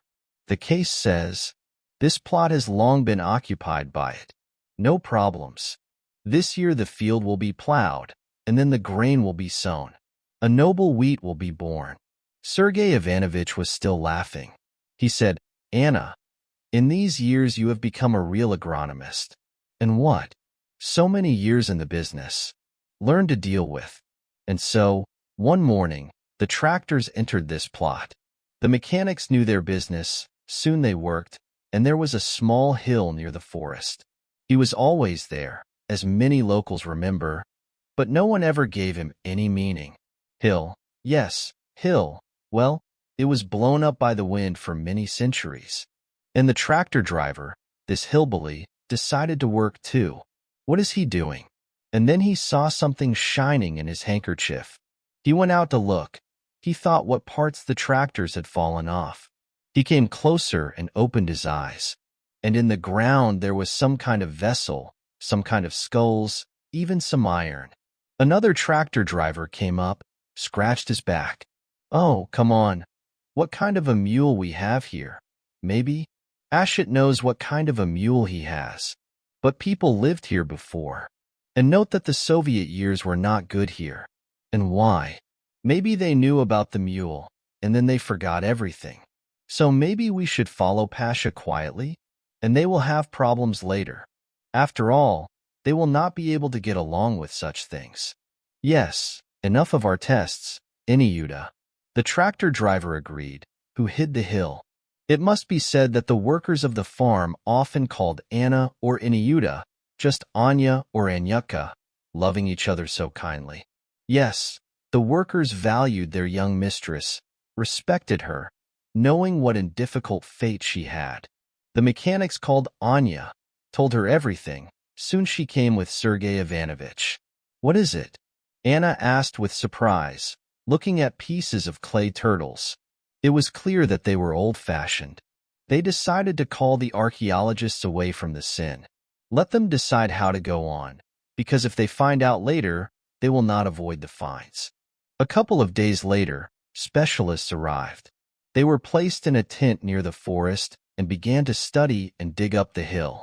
Anna had a lot of work to do, but it was still interesting what the archaeologists found there. After noon, she came to the horoscope. For men were just resting and drinking tea on the glade. Hello, Anna. One of them greeted the first one. Come to us for tea. Anna was surprised at how this archaeologist knew her. They seemed to have met, looked at each other, had a strong body, a root, with a small beard, or had seen each other somewhere. They didn't recognize each other. The man smiled. I'm Roman. Remember, I came to you. Anna was so surprised. Exactly, that Roman, who was looking for the treasure of his family. She was so afraid then that he would demand compensation from her for the jewelry. But no, they got divorced. Roman? So you are an archaeologist now? And I was. I teach at the institute. And then we were told that we had found the Quran. So I decided to check everything with my colleagues. Then maybe I'll bring students here for practice. Do you mind? How can I be against it? Anna smiled. Who will ask me here? Yes, it's probably a pity that you had to quit your job. There is a little bit, but it's okay. We'll survive. Yes, you sit down, have some tea with us. So, talking, Anna joined the archaeologist company. Romana and his colleagues turned out to be sociable boys, chatted, even laughed. Anna left the field in a good mood. Well, okay, let the historians work with this field. Soon it turned out that this kurgan actually represents value. It was found in the objects of the life of the people of the Finno-speaking tribes. The more and more often Romain began to see Anna. Sometimes he visited her, and they chatted for a long time. Vanya was spinning around. What a wonderful son you have. Romain said something and sighed sadly for some reason. Do you have children? Anna asked carefully. No, my wife didn't want to. She said everything for herself, and now that's it. That everything was fine. We broke up with my wife. Roman told me that he had been married for almost 10 years. His wife, Natalia, worked with him in the same institute.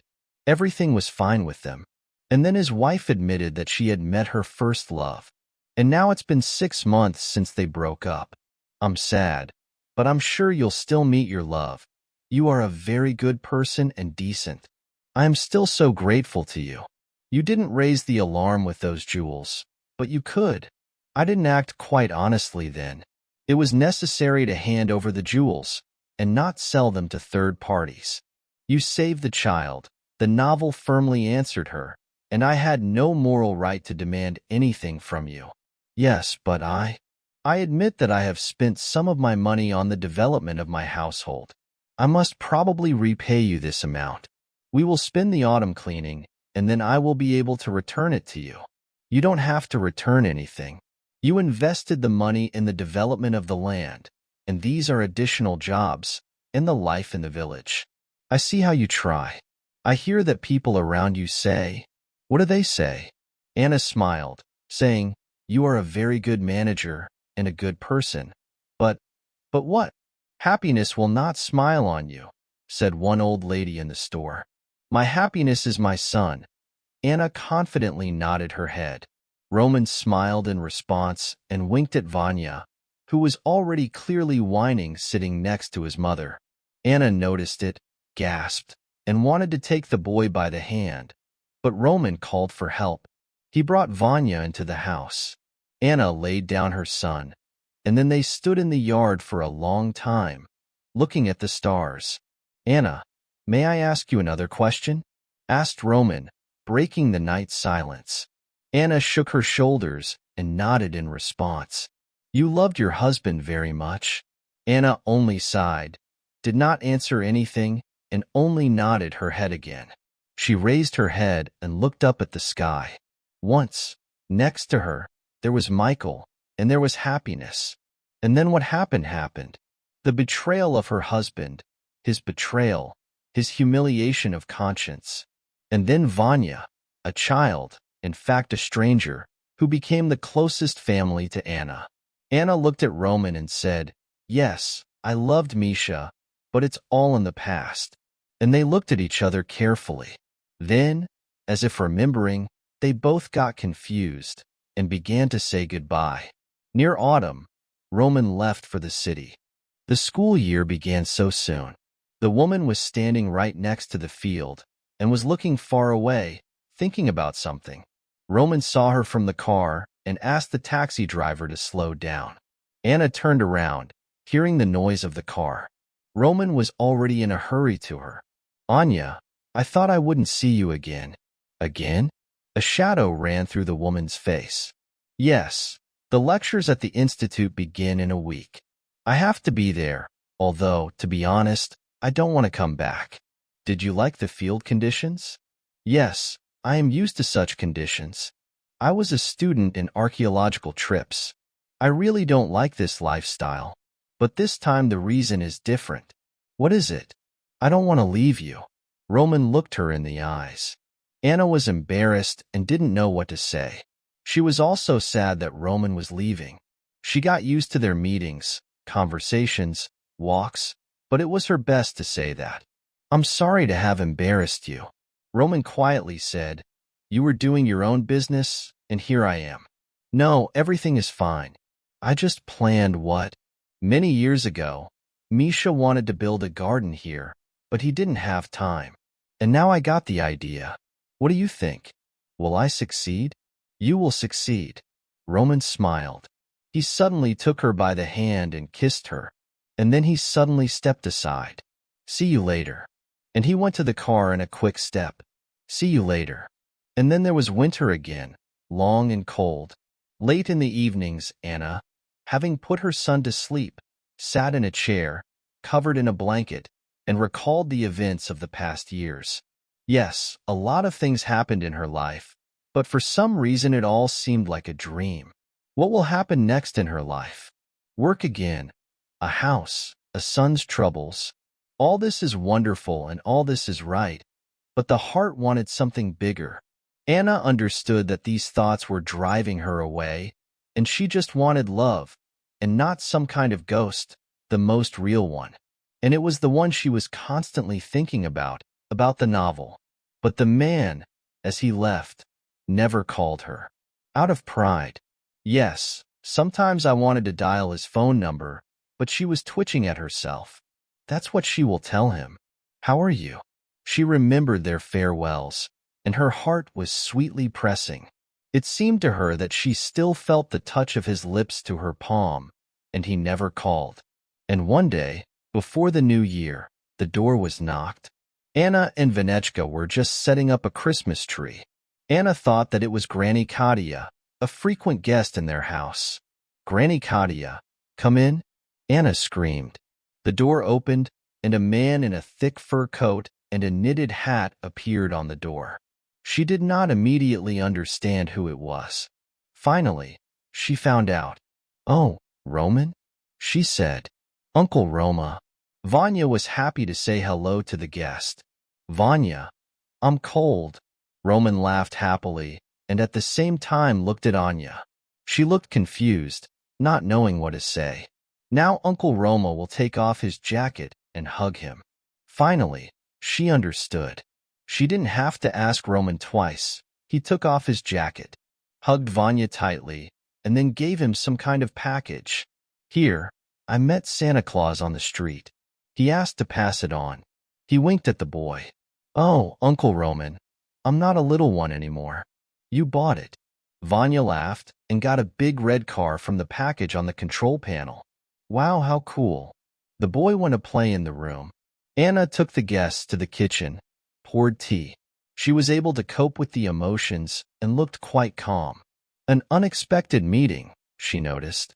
This is a surprise. I hope you liked it. Roman said, kept silent and added, You forgive me. For what? For not calling. I could not. And Roman told what happened to him. Upon arrival in the city in mid-September, Roman had a transfer to the third-grade students. Among the students was a certain Masha, a stupid girl, but rich in parents. She failed the exam predictably. After that, Masha came to Roman's office and began begging her to give her at least 3. Roman only advised her to learn the subject and prepare for the transfer from the commission. Roman Ilyich, be a man. Put a 3, said Masha. Maria, you are wasting my and your time in vain, said Roman Ilyich and began filling the information. Roman Ilyich, I can be grateful? He looked at her with surprise and just shook his head. Everyone knew that Roman Ilyich was an ungrateful teacher. Masha was unwilling to step back. While Roman was filling the office, she was standing next to him. He didn't even look at her. And then he raised his head and waved. Masha unbuttoned her blouse and looked closely at him. Don't you want to? She quietly said, Masha, fix your clothes. Only he said, You'll regret it. She whispered. And then something unimaginable happened. Masha suddenly shouted loudly, then jumped out of the classroom and ran with a cry on the institute. She put everything on the table as if Roman was against her. Then Masha told the dean that the comments from Roman were multiple, and that's why he kicked her out of the exam. And all the Masha believed, largely thanks to the interference of her influential father, who was so angry with the indignation. Roman was trying to prove that all this was nonsense, and so they stopped working, started a criminal case. It is not known how it would end, but the former wife helped. Natalia, although she left him for another, was still a decent person, and her now husband was a lawyer. And it was he who confused this case, insisted on a polygraph. And only then it was established that Maria was lying.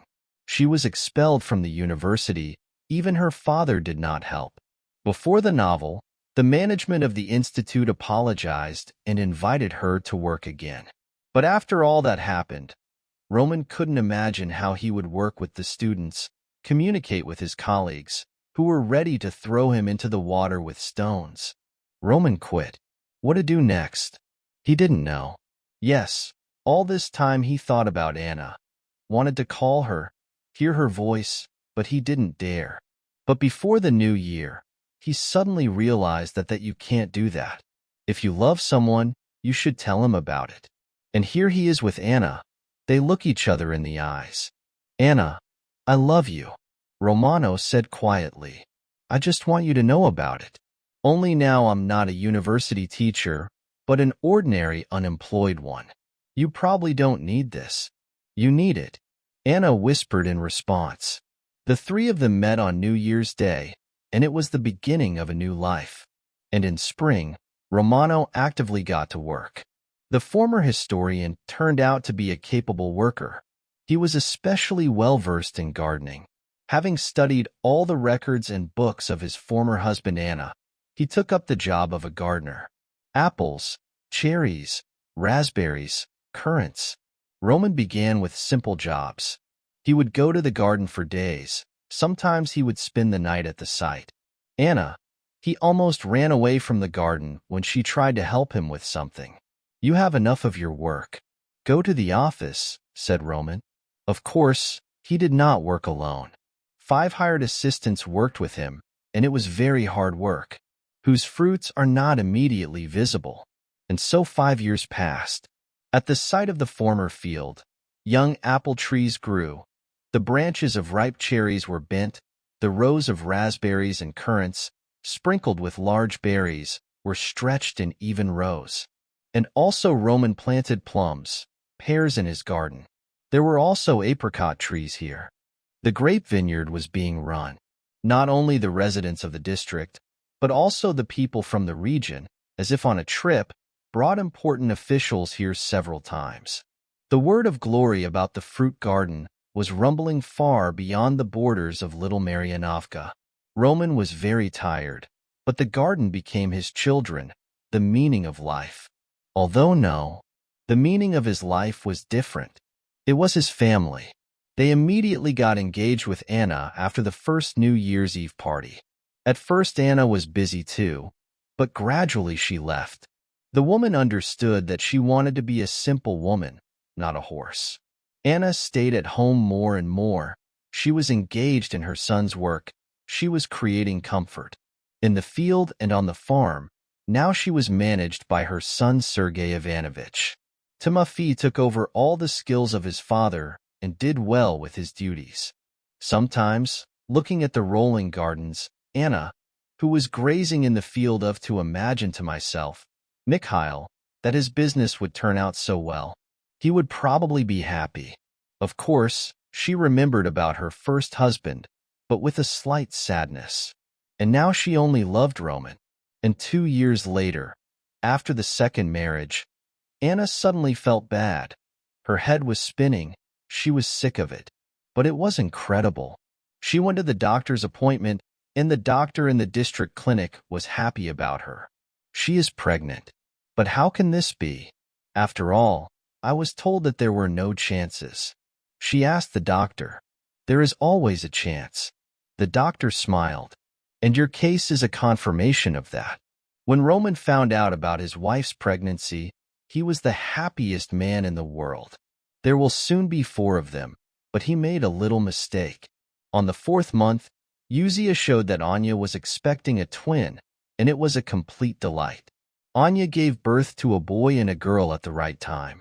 Vanya was especially happy, because now he has a brother and a sister, and he is the elder brother, their protector. The only thing that bothered the adult boy was whether he would be loved as before. One day he asked his mother about this. My little one, Anna smiled, our love will not go anywhere. You will be our elder and beloved boy forever. And your dear one? Of course. Why are you asking? Vanya kept silent. And then he admitted that Tanya's grandmother, Anna's mother, recently told him, saying, little orphan, Vanya knew that my father was not his own, but his mother, grandmother, only sighed. And then the boy heard her talk with his grandfather. Tanya's grandmother said that the sign was visible when you brought the orphan to the house. Then her children were born. So did Anya. She adopted Vanya. That's how it all happened. The boy did not understand everything, but the fact that his mother adopted him firmly settled in his mind. He did not say anything to his mother at first, and then he asked if he needed a mother. Anna had to admit to her son, but she said 1,000 times that she always loved and will love him. And the novel was connected to the conversation, assuring that Vanya is the most dear to them. Their love and care softened the child's feelings. Anna then told her mother everything, who pulled her tongue. And Tatyana Anatolyevna just made a sour expression on her face, saying, Am I to blame? Anya just waved her hand. What will she demand from her mother? Thank you for helping in such a difficult situation. And what she said was unnecessary, so maybe it's for the best. After all, the secret always becomes clear, and it is important to say everything right and on time. These 5 years have passed, as Anna and Roman got married. Vanya is already 12. Dasha and Kirill are 3 years old. The guys are very friendly. Vanya is the first assistant to mom. He will walk with the kids, read books to them and play. Dasha and Kirill run after him like tails. They love Vanya, and he loves them. Anna sometimes thinks, looking at her husband and children, did she ever imagine that she would end up like this? Of course not. There was a terrible loss in her life that could have broken her whole life. Then the secret that opened up after that loss. Yes, the betrayal of her husband could have broken her too, but she endured it because then the force of her motherhood manifested in her to the highest degree. Yes, she wanted to become a mother and became her. Vanya's illness showed that there are many wonderful people around who can come to help, and the relatives in this situation sometimes perform a miracle. A miracle. Yes, a miracle happened in her life when the deadlock situation became the beginning new path, new twist in her life. She met Roman. At first, she couldn't even imagine that their acquaintance would grow into something bigger. Yes, bad people met on her path, but life punished them by itself. And what's next? And then there will be a calm, moderate life and happiness.